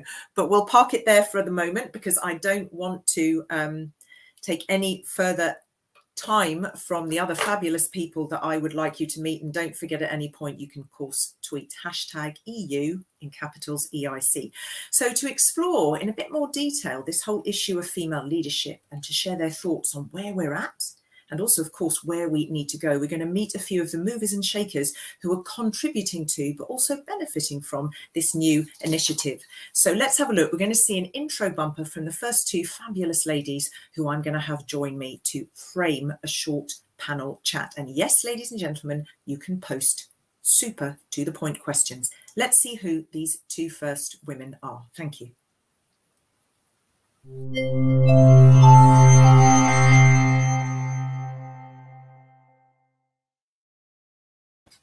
And there they are. So this is, as I said, and I'm going to ask both Josephine Groth, who is co-founder and CEO of Q Layers, more on that in a moment, and also Dr. Rebecca Sev, who is founder of ETC Solar. You're first up. Hello. Hi. So nice of you to wave. It's so rare to get a wave from somebody else in a little box on screen. I'm so grateful. Now, as I said, this is just about a 30-minute session. You're going to sort of top and tail it, and I'm going to get 3 more speakers in between, but I'm going to let you frame everything, and I'm going to remind our audience again that they can post questions. I'm going to say this very rapidly. You're going to just need to smile, and then I'm going to hand over to you. A couple of words for those who don't know. Josephine, Q Layers. So it featured, I mean, impressive. It featured in the 10 Dutch breakthrough technologies for 2018 by Startup Delta. It was selected as one of the 500 most promising deep tech startups worldwide by the Hello Tomorrow Summit in 2017 and 2018. And you took home the Rising Innovator Award at the EU Prize for Women Innovators in 2020. And let me just come over to Rebecca, or Dr. Rebecca Sev. You're an Associate Professor of Applied Physics at the University of Twente, and your research focuses on light management for bifacial solar cells and on photovoltaic devices for nano/micro technology applications. Can I just say, if you sat next to me at a dinner party, I would probably move through... Maybe just, and in 2017, you co-founded the startup ETC Solar and served as a CTO until 2020, in which year you also took home the Rising Innovator Award at the EU Prize for Women Innovators. Enough from me. Josephine, Q Layers, 4 sentences. What, why, how, for whom? What we do is we apply coatings automatically on industrial surfaces, and we do that in a very efficient, safe, reliable way. We do that all around the world, now in Europe, but expanding to other continents as well, making sure that we serve our customers, which are manufacturers, coating contractors, and asset owners in the best way possible. Okay, thank you very much. And Rebecca, same thing to you. ETC Solar, what, why, how, and for whom? We developed a technology that can improve the performance of solar cells. So solar cells, of course, you need in order to generate reliable and inexpensive and also clean energy. And so with this technology, in principle, you can improve the performance of solar cells. And we developed this for manufacturers of solar cells in order to, improve the performance of the cells that they are currently making. Super fascinating. We're going to hear more, but I'm going to focus more a little bit on your journeys, if I may. And I'd like to come to you, Josephine, first, and feel free, Rebecca, if you have something to say in between. And as I told you, I'm being a bit super brain box bingo about this in terms of being a young woman, Josephine, in a young CEO in a work setting, usually kind of populated with men. 3 challenges that you would say, because we haven't heard so much about those, and 3 ways that you head them off or you tackle them. To be honest, I don't see that many challenges. I only see an open door for you as a young female, as a young woman? Well, because we are bringing in new technology to very conservative industries. I really see it as an opportunity to be a woman in these industries. And it actually works great in sales, because you just step in and you're already new in an industry. So everyone is looking at you anyway. And then when you're a woman, you even make a bigger impression. Doesn't necessarily need to be a good one, but at least they remember you. So in principle, I think it's a great asset to be a woman in male-dominated industries, and especially in very conservative industries. Gosh, that for me, that juxtaposition, indeed, but what you say there, when you say conservative, I would have thought you'd have to fight a little bit harder. There are the sort of the men of a certain age. So I like that. You're actually making a splash. So you gave a response I hadn't expected. I'm coming now to Rebecca. I mean, your career path has been, it's really touched many areas. You've got business, you've got academia, you've got research. And of course, you are one of those that we were saying, those profiles that's kind of transitioning from the research to the business world, co-founder, C-level position. I was going to ask you the same thing. One or two challenges, particularly that you might have faced, or obstacles, and how you sort of met them head on. And it's again about being a woman, right? I must say that I, in general, also follow the same sentiment as Josephine does. And it is totally also, it can be a big benefit to be the only woman in the room. However, I have experienced challenges such as, I'm also actually a fairly short woman. That's something that online you cannot really see this. No. But if I'm standing next to her, I'm 162, and I live in the Netherlands, and so I'm one of the shortest here in this country. And I experience quite often that, in particular, when I talk to Dutch men, that at first they do not take me seriously. I also tend to I also look a little younger than I am. I'm short, and so the men very often are like, okay, who is this girl? And that is certainly a challenge that I face, in particular here, not so much in the US, but certainly here in the Netherlands, that's a problem. And so how did I overcome this? Well, difficult to say. You talk to the people, they understand that you are an expert, and then eventually they see you with different eyes. Okay. And so I suppose they can also be surprised, pleasant. I mean, it works in your favor. They can be resistant, but then they can, it just sort of, it's funny that one would even have to go through that process at all, but still that the fact that there is a cell there. Okay. I love that. 162. And admittedly in the Netherlands, because I think only Montenegro, which as we know is not yet in the EU, has taller men, but that's a chat for another time. I know it's a weird fact. So Josephine, important, because the word role models has come up quite a lot already at this event. So listen, you sound at the moment that you said, actually, it's been great for me, Kat, in sales. It's unusual what I'm bringing, but how important nevertheless is it to have other women in that male-dominated sector to sort of bounce off or to look up to, or even to mentor yourself? What benefits? That is definitely important. And to be honest, I really didn't experience, I didn't know any role models that were active in my industries, especially not starting new companies in my industries. Also with complex technology that I didn't find any. But I think it's super valuable. It's the same with doing sports. Like if someone sets a world record, then after that, a lot of people actually set that record because they thought it was impossible. And then suddenly it is possible. So it's the same with if you have role models. For a lot of women, I can experience that. I can imagine that it becomes normal. And now women in my industries, it's really not more normal. And I have I didn't talk about challenges, but I would just want to focus on one challenge in particularly, if I have the time. But I'm a mother. I have a baby of 10 months old. So that's work-life balance, very difficult. But I'm also still breastfeeding. And doing that in male-dominated industries is very hard because you go to meetings, not very often now in these times, well, now more often again.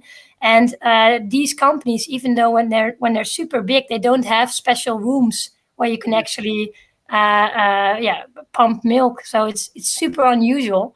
And always I have to ask, like, okay, I want to pump milk. Where can I do that? And they're like, how are we going to do this? So I really went to super strange rooms to pump milk.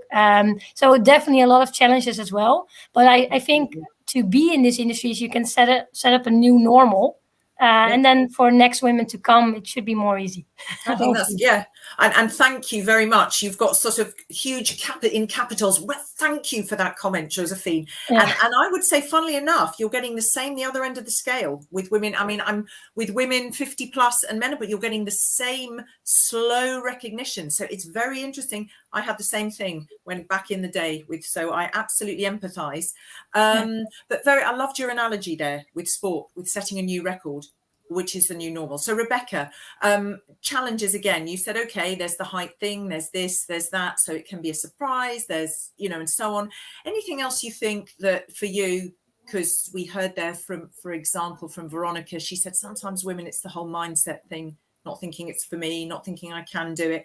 What would you, one particular, maximum two obstacles or that you think hinders or even prevents women from kind of moving into that leadership space? Right. So I actually want to flip the coin a little bit and say that it's not necessarily only the women that we have to educate. So we also heard from the EU Commissioner that education is very important. And I absolutely agree with this. I'm at a university because I fully agree with this statement. However, we should not only educate the women and the girls, we should also educate the men and the boys. Because the reason that women and girls do not get the attention or are not seen as normal if they are interested in science and tech and all these things is not because of so much of the other women, but also because all the boys and the men around it don't necessarily agree that the women should be there. And I'm not saying this as a broadband blank statement. I've had great male mentors. I can shout out to all of the men that have supported me over the past years. But I think, doing that is really something that would help women and, equity, diversity so much more.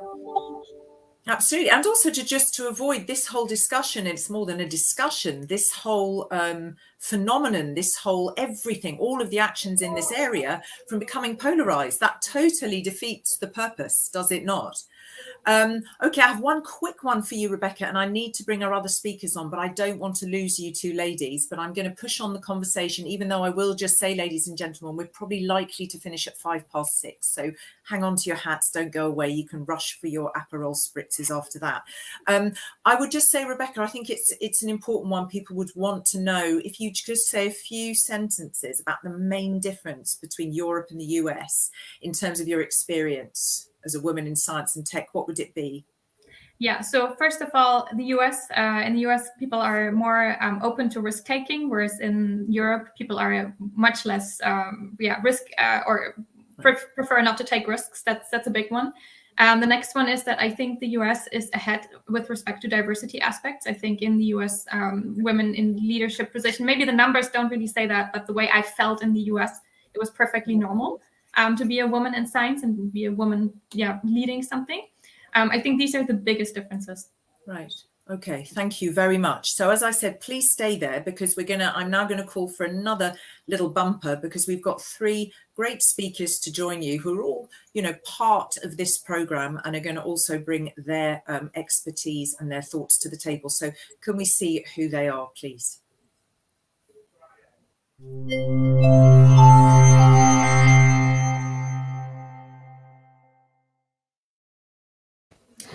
So if I can ask those three good people, it's Taryn Anderson, Pedro Alvarez and Leila Retali to please join. And hopefully we can have everybody at the same time. That's brilliant. I'm going to say but a few words, I'm afraid, just to give a heartbeat to our audience. And you have to smile and look as suitably fabulous as you are. I'm afraid.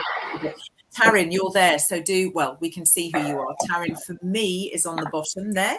Taryn Anderson is CEO and co-founder of Impulse for Women. We saw that there when we looked at the training, table from Veronica when she was talking us through the program. That's an international non-profit organization. It operates online, it operates offline to connect female-led tech startups and social impact projects with investors, corporates, and public-private institutions. I'll keep it short, Taryn, if that's all right with you. I know there is so much more, and feel free to add. Leila Ritali, you are Human Resources Director at Caixa Bank Payments and Consumer, but you're a Human Resources whiz. And what I want to say is that at the bank, can you pronounce it? Because I mispronounced it. CaixaBank Payments and Consumer.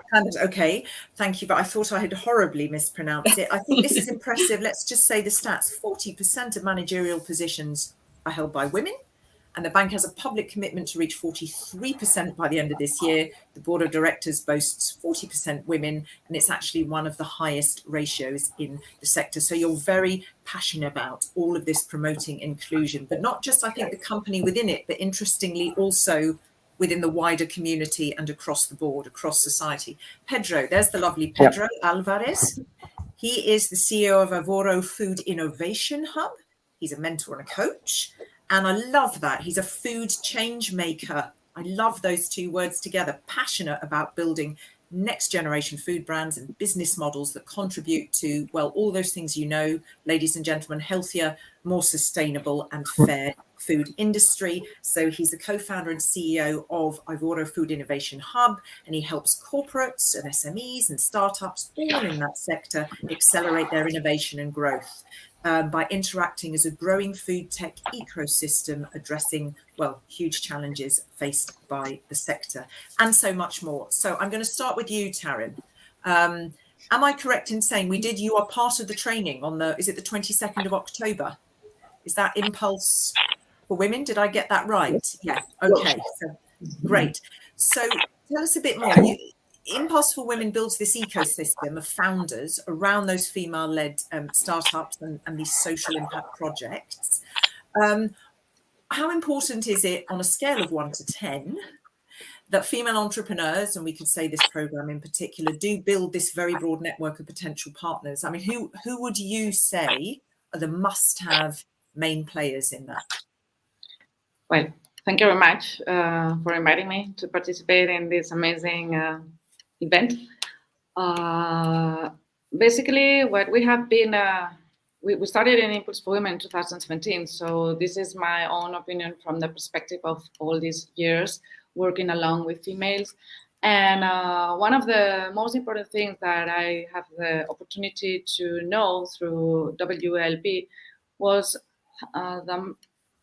such biggest amount of females that they have PhDs, 1, 2, I don't know how many patents. They already built it and they stop it over there. They didn't follow on in the entrepreneurial sector.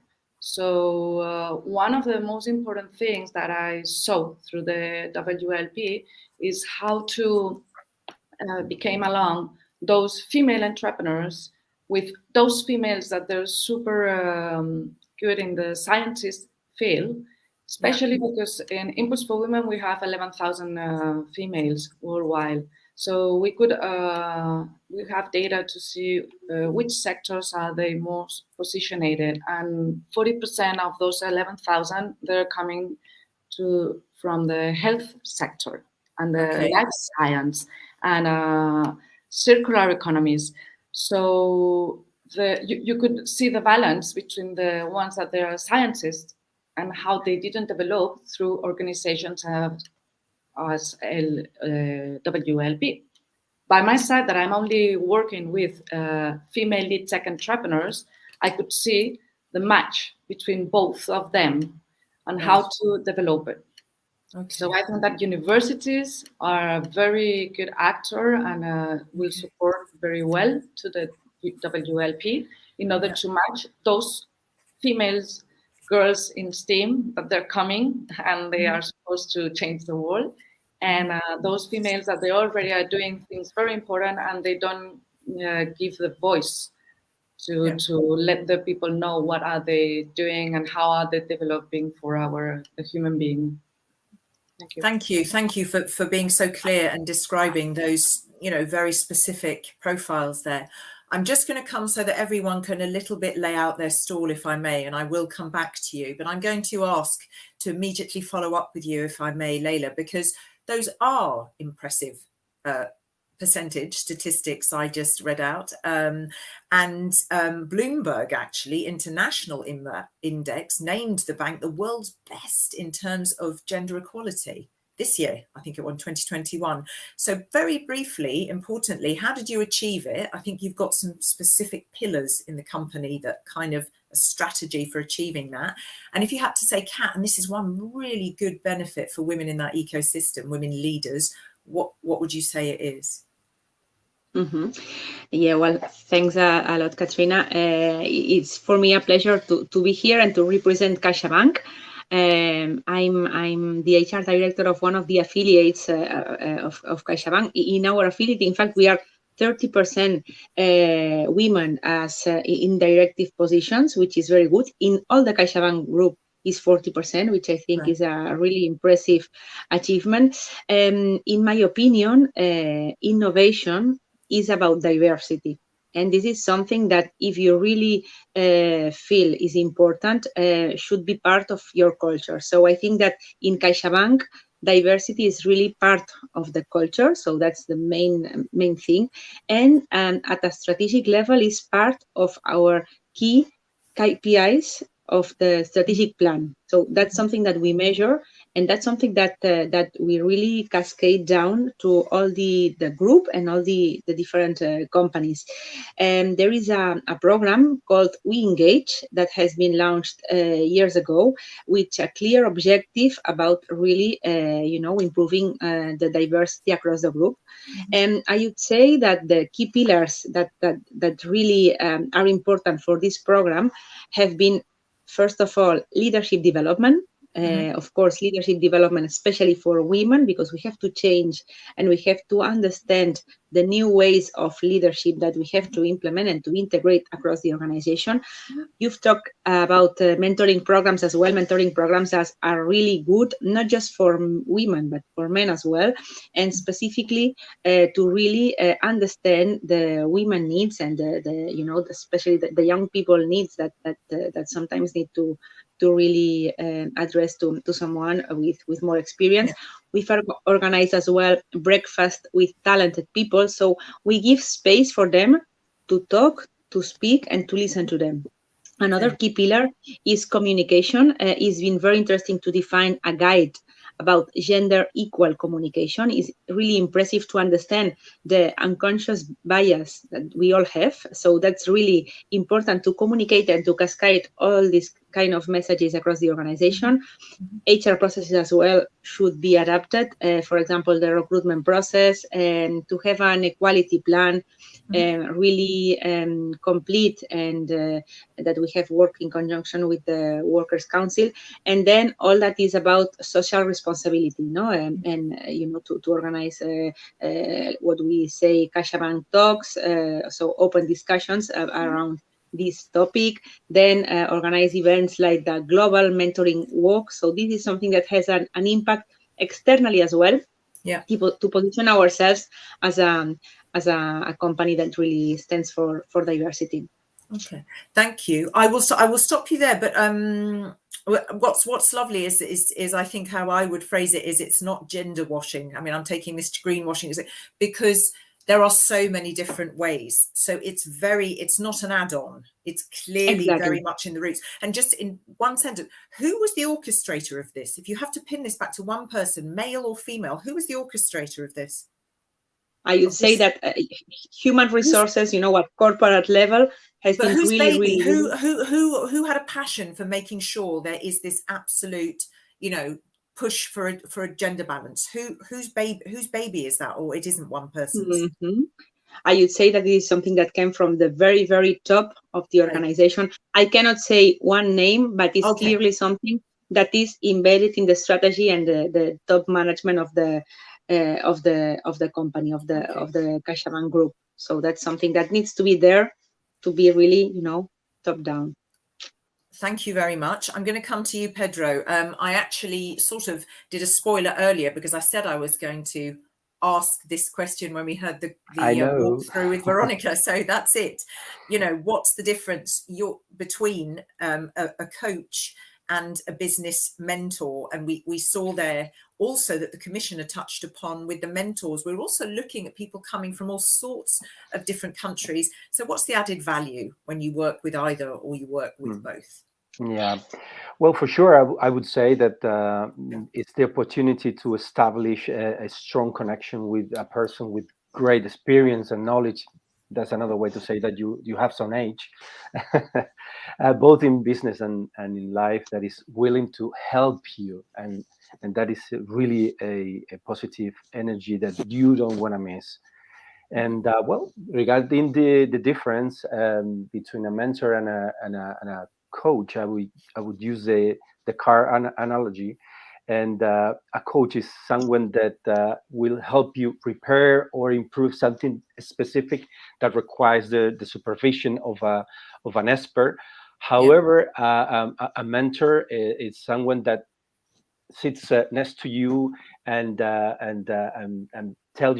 give you some advices on how to drive, which way to take, inspire you on future trips, or even provide a broader vision for your journey. But honestly, both roles are really, really important and necessary, and are provided by this program.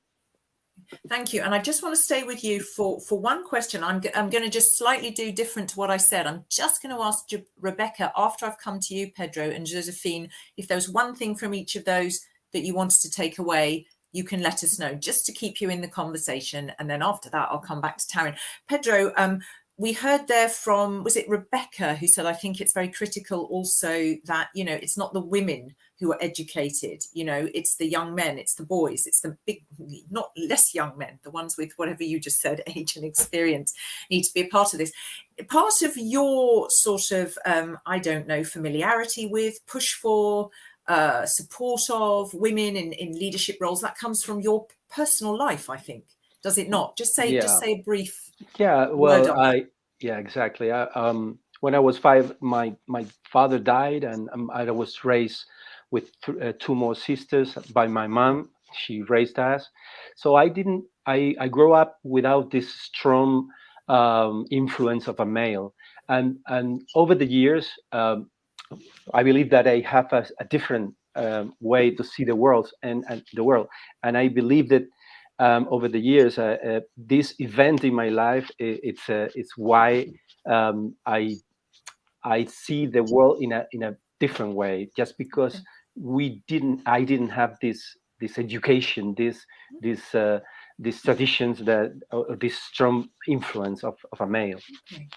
Thank you very much. Just to give my audience a steer, and the lovely ladies behind the scenes, I don't know if there's any questions. I said we could probably take 1 star question if we have time, and if not, I know that that the team is going to post an email address where you can put any burning questions in. And if any of you, can I just ask you now on screen, if anybody wants to make contact with you who's watching us today, are you happy for them to do so? I don't think you're going to get swamped, but would you be fine if anybody's got an important question? Of course, it would be filtered. Yeah. I mean, I hesitate with you, Josephine, because probably your 10-month-old is under the screen now with you and being happily entertained. So I don't think I want to ask you any questions. Anyway, have to answer any. So let me come back to Taryn, if I may, because you've been very patient. You have supported, and you obviously know, Taryn, very well, you know, this whole area where there needs to be more mutual support, where there needs to be more nurturing, who needs what, funding. So you've supported many female entrepreneurs. If there's any couple of bottlenecks, any couple of, you know, women's leadership program driven solutions, what would you say? Well, actually, this is the purpose of Impulse for Women. I'm coming from my background is coming from the private banking, and then I switched to the venture capital, and talking to another female venture capital investors, we were like, what's the problem with the females? Where are they? Why is it so difficult for us to reach them? And why, when are coming next to us, the way that they interact with the investor is so different than the males? And we didn't have an answer for that. This is why we led Impulse for Women in order to, well, it's an NPO, and the goal, the mission is to hire their investment. we are driving them into our criteria of what an investor would like to have. And we are offering them another good thing that sometimes startups doesn't know which are the type of investors that they're supposed to go. And as we are covering from the MVP until the IPO is more or less like an average of 10 years, depending of your maturity, economic sector, sector allocation, we put you in contact with the correct investor. Okay. So that was one of the most important bottlenecks that we found. This is why we put this solution. Another one is sometimes females are taking too much long time in order to present their, that's a matter of a DNA, sorry, that doesn't matter if they're from Norway or South America or South Africa. They like to go much more calm and to have to be very well prepared when they want to sit in front of an investor. A male could come with an idea and a passion on it, and that's it. And they could go and sit down in front of an investor. Females were different. We are much more long-term.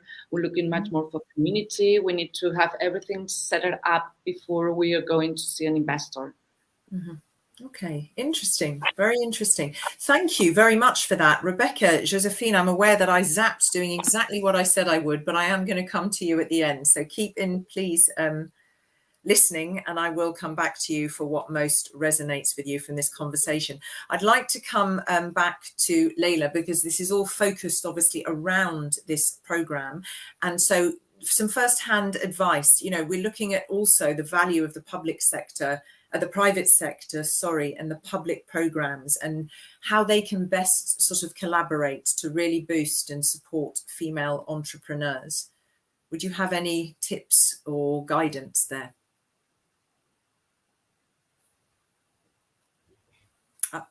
I think she's frozen. She's frozen, hasn't it? But she's frozen in such a beautiful way that I thought she was active listening to the point of, oh my goodness, as meditating. In the speaker that you wanted. But Leila, you're back. I don't know if you caught that. I was asking. I'm back. I don't know what happened. How can better private sector and public programs in the field? How can they better collaborate? Just very briefly to support female entrepreneurs. How can we get that brilliant dynamic? Yeah, I think it's a cultural change at all levels, and I think that the first thing they should do is to ask and to listen to their needs. I mean, we need to understand exactly what are the barriers, and then to see, what we can specifically do. For example, in our case, we are thinking about doing a specific survey to really understand what are the key points to touch. Something that we have anticipate in order to cooperate with other partners externally, public institutions, whatever, is that flexibility and the need of building a new ecosystem to co-create, to better collaborate, with internal and external, people, is really important. And I think it's important as well to build different test environments in order to allow us to take risks. I think that this is something that helps, to better innovate and to better, integrate, this kind of entrepreneurial spirit. No, in the end is to allow us to make mistakes, and how we can create these test environments in order to better cooperate. And should be something that we all should explore, the private sector and also other companies. I think you make a very good point. And I think if you create that climate, you're actually going to really allow innovation and boldness. Those are the words I'm picking up from the Commissioner again, to flourish.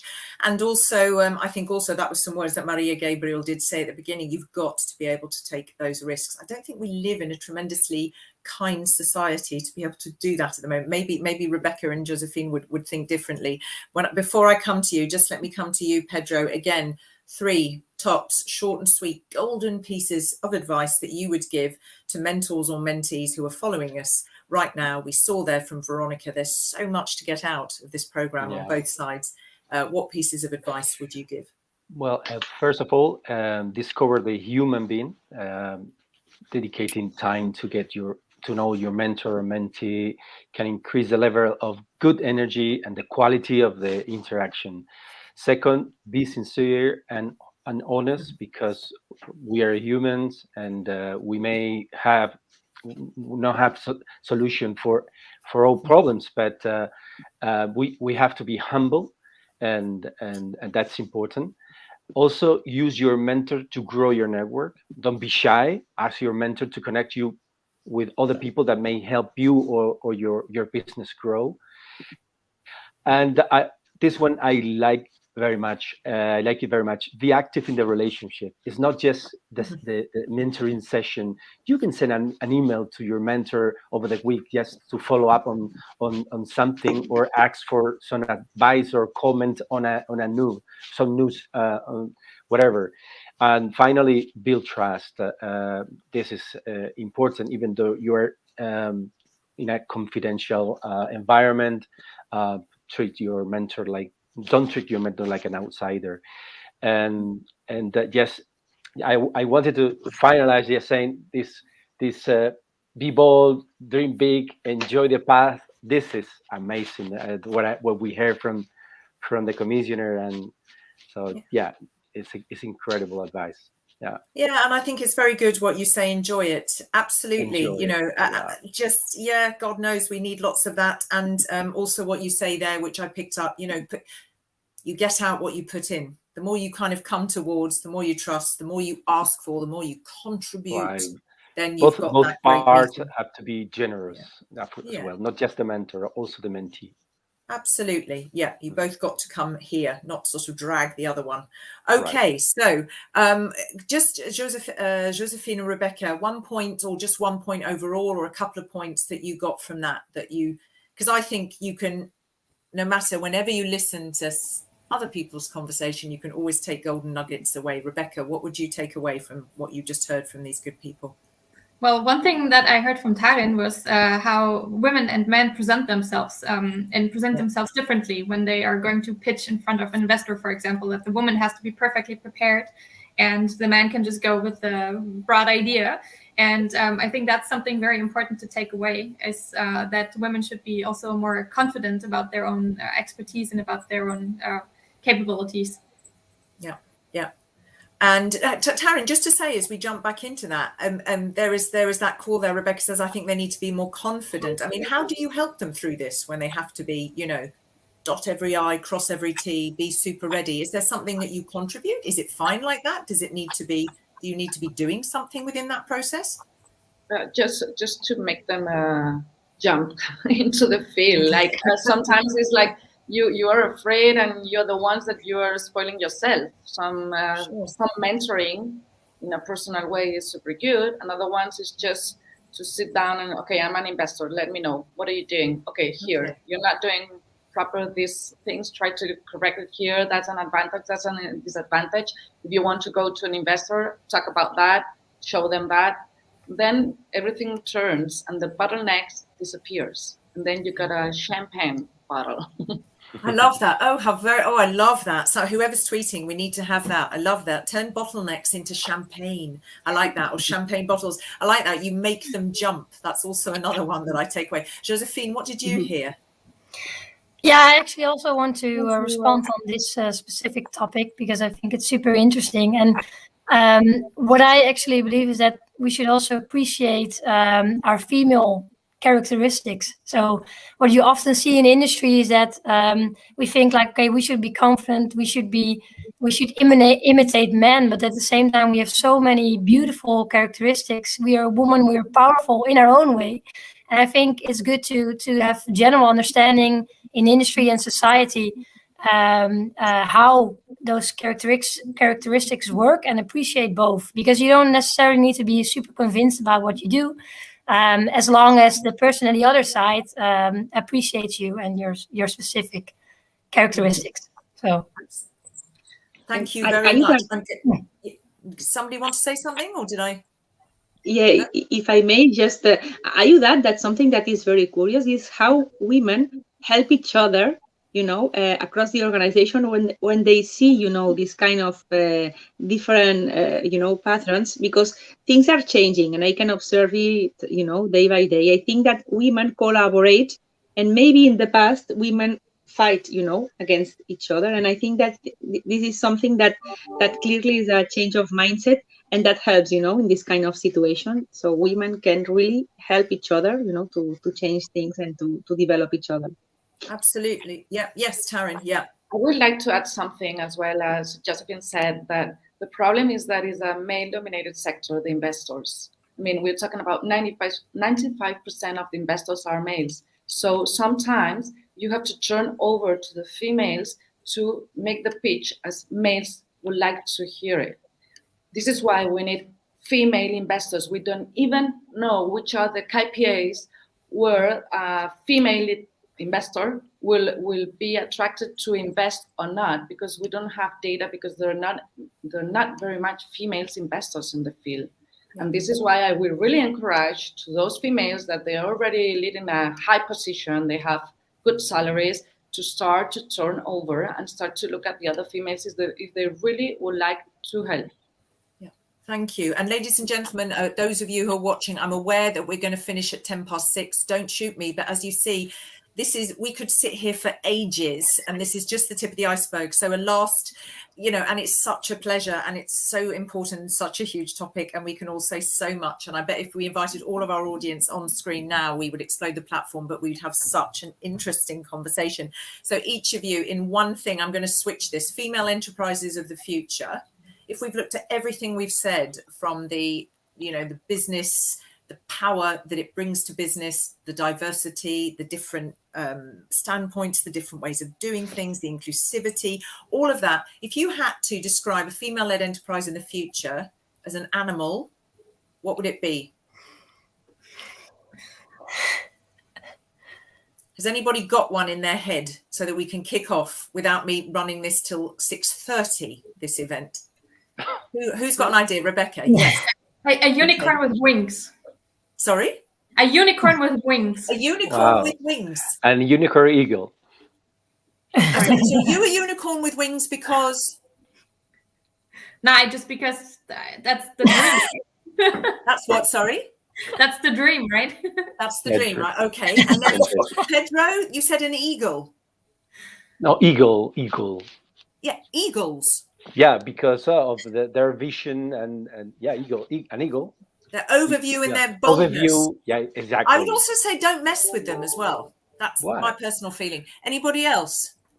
Yeah, me. I would say a dolphin. I would say the same. Oh, wow.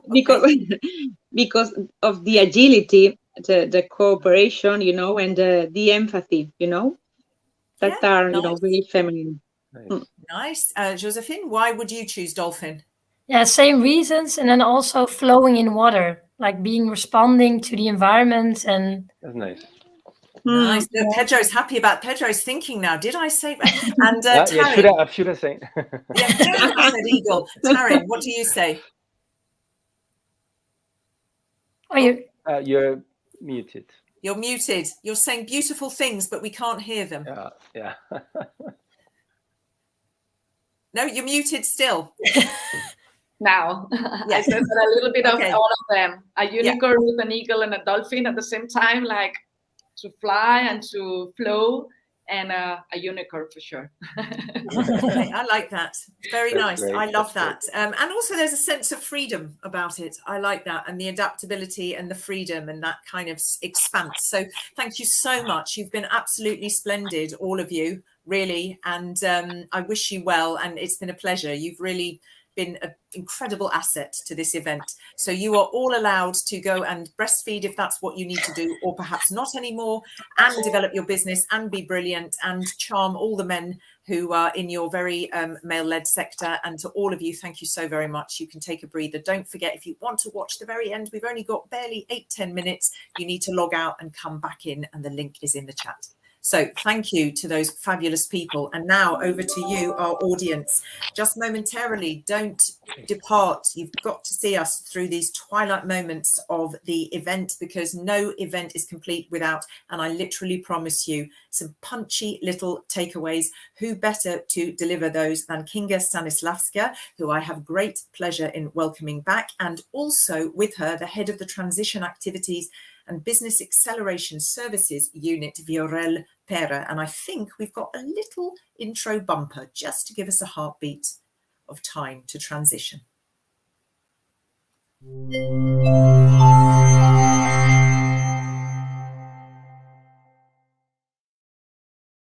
There we go. I got that right. Thank you. If I can welcome you. Thank you so much, Kinga. And hopefully there we have Viorel. Just a few words about you, sir, because you're joining us for the first time. Just to be clear, and you can nod with great happiness if I'm correct, your mission is to bring EIC supported innovations and technologies to the market while establishing Europe as innovation leader, contributing to the economic growth and well-being of all Europeans. So not a small task, I would say.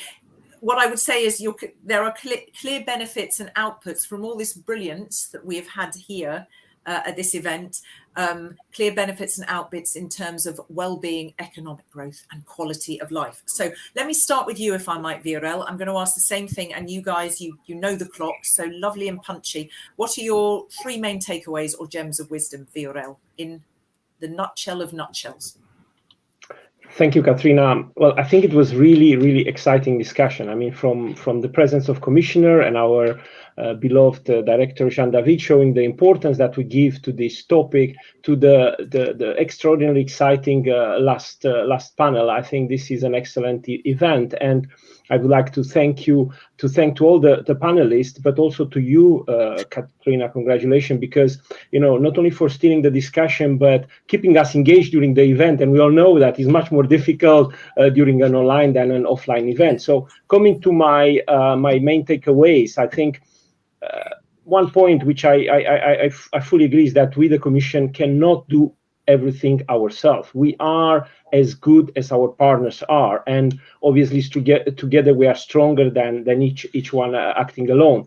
The second takeaway is a bit closely related, if you want, that in a similar way as we cannot achieve the same results alone, so our women entrepreneurs cannot achieve the same results working in isolation. So our task is to bring brilliant and successful minds together by linking themselves with existing network and exchange ideas and basically grow together side by side. And my third and last takeaway is actually a hope that this program will serve as an inspiration well beyond Horizon Europe, into Europe or even beyond. Just very quickly, I'm coming from Romania, and I graduated from electronics and telecommunications. And you may say, wow, a male-dominated kind of university. Actually, I don't remember exactly the number, but we were pretty evenly 50-50 men and women. Then when I start working for a telecom corporate in the R&D department, well, again, I think we were pretty equal, but not at least 40% woman, okay? And even my manager and the head of the department was a woman. And then I moved basically in the same branch in Western Europe, more exactly here in Belgium, and I was shocked. I was really shocked because less than 10% of my colleagues were women. So, I mean, from where is this huge difference, if not from the societal stereotypes that puts men and women in certain boxes? So do not let this kind of stereotype guide you. Yes, you can work as a lead researcher, as an entrepreneur, CEO, CTO, whatever you want. Thank you very much. Does any of that resonate with you, Kinga? What's your what do you mostly take away? Because you must be doing lots of events that touch upon these discussions. So what pops out of this one for you? Well, I always think from a personal level, we have this great group of women trying to personally take something from today. And I think, from a personal level, we should always remember to appreciate the small successes, because the day by day, you need to be happy with what you are doing. And when you do have a success, congratulate yourself on it, because life is made up of little steps by steps, and it's not all big and fireworks. Yeah. So just appreciate your success. And that's what the commissioner said, and I really love that. The second thing is take risks. What the women are not doing, they're not the big risk takers. That's the male attitude. Take the risk. If you take the risk, you might fail, but you might succeed, and your success will be so much greater. So don't worry if you fail. Just try and take the risks. Okay, and the third one, just sorry, Katrina. No, my back. Go ahead. The third one is make yourself visible. Yeah. Make yourself visible to your colleagues who are in the program. There's 50. Make yourself visible to the coaches, to the mentors, to the team at the EIC. Make sure everyone knows you, what you are doing, what your goals are, and what your needs are, because it's very likely that you will get a positive reply and a helping hand, but they need to see you and know you. Yeah. Really go towards. And that's a bit echoing what Pedro was saying there, particularly in that relationship between mentor. Come, bring it with you. Okay, both of you, just again, that nutshell, I keep saying, if there's one big challenge, if there's one thing, VRL, that you say, this is where I really think we need some unsticking, or this is where I think a program like this one is going to help meet this challenge, what would that challenge be that you think this program is going to meet? I think this program will equip the woman with quite some skills. You have seen my colleague Veronica present the content. They have quite some interesting trainings. We have coaches. We have now, even for the first time, mentoring. And I would like to take the opportunity to thank our mentors for volunteering for this. The thing that I think it will be a challenge in this condition for the program is the fact that we have to be primarily in a virtual setting. Okay, so this is the kind of thing we have to see. How can we, work and improve in this situation, which is obviously due to the COVID situation. But we have seen that the effectiveness on the virtual and let's say encounters is the serendipity effect is not the same as an in-person meeting. So we'll do our best, and hopefully we'll get a hand also from the situation to strike the right balance between the virtual and offline meetings. Thank you. I like serendipity. That's a lovely. Did you just say that? You did say that word, serendipity effect, didn't you? Yeah, that's a nice one.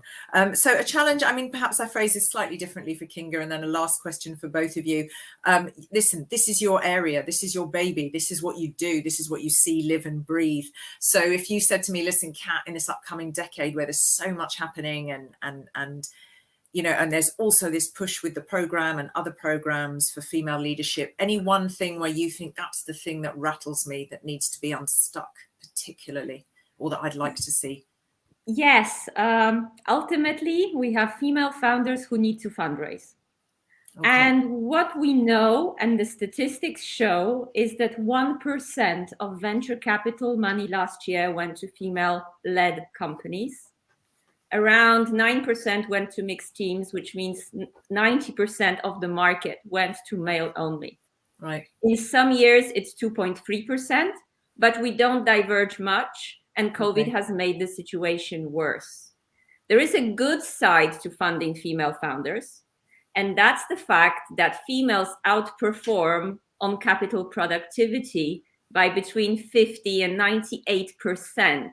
Depending which region and country across the EU you go to. Mm-hmm. But in this combination of such small amounts from VC going to female founders, and the fact that the VC community is so male dominated, the biggest challenge is how to provide funding fast and in sufficient amounts to the female leaders who are building these awesome and amazing projects. Yeah. Thank you very much. And always I say the what we must do, but having the statistics to back it up is absolutely critical, and kind of statistics where I am going, it's not that I'm surprised, but I kind of am surprised. So thank you very much. A last thing, and then I need to close because everybody needs to get on with their evenings or their day. If you had to describe the program as an animal, what would it be? VRL, this Women Leadership Programme. Is that hard? Well, Kinga, how do you see it? For me, that would be a Pegasus, right? A white flying horse with two big wings from the Greek mythology, because I really believe that this program will give our EIC women leaders the wings to fly and aim really high. So to catch up with, I don't know, gazelle, unicorns, capricorn, whatever animals are, we like this terminology. So yeah, that's my preferred animal. And Kinga, for you?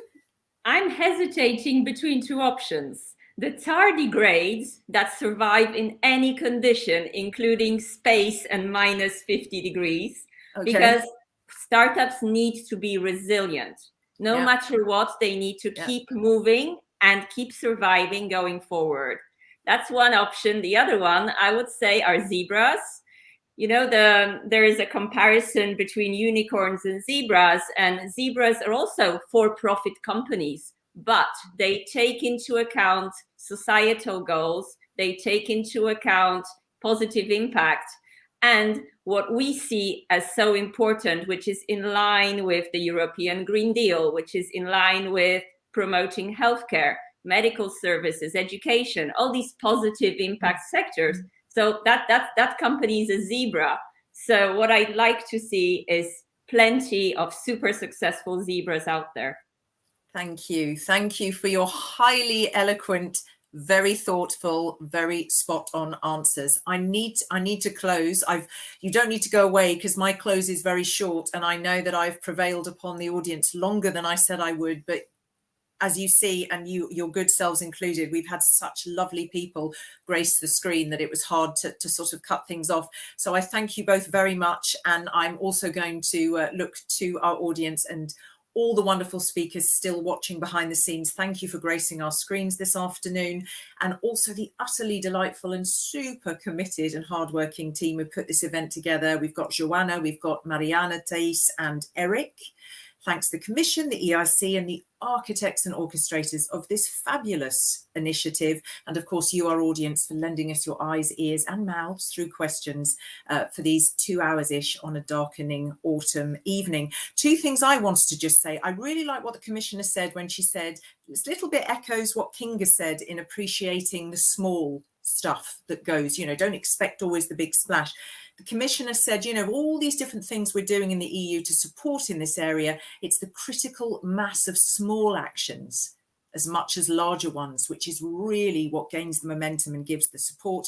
And I go back to something Jean-David Marlowe said. He said, money isn't everything, you need to be accompanied. And what I pick up from this programme, having the privilege of walking us all through this event, is that it really is tremendously careful about customising to all sorts of different individuals who are out there in the absolute utmost possible way, which is not what you get so much these days. And there's a lot of care that goes into it and a lot of brilliant people, as we see from the speakers who've been with us today. So thank you to everybody. Do, of course, tweet liberally your words of wisdom, hashtag EU EIC. Do keep an eye on the website for all sorts of useful information that can inspire you. And of course, you know, get stuck in. A lot of you said, I'm really interested in this programme in particular and in participating. So I hope we've given you a fabulous taste of what's to come.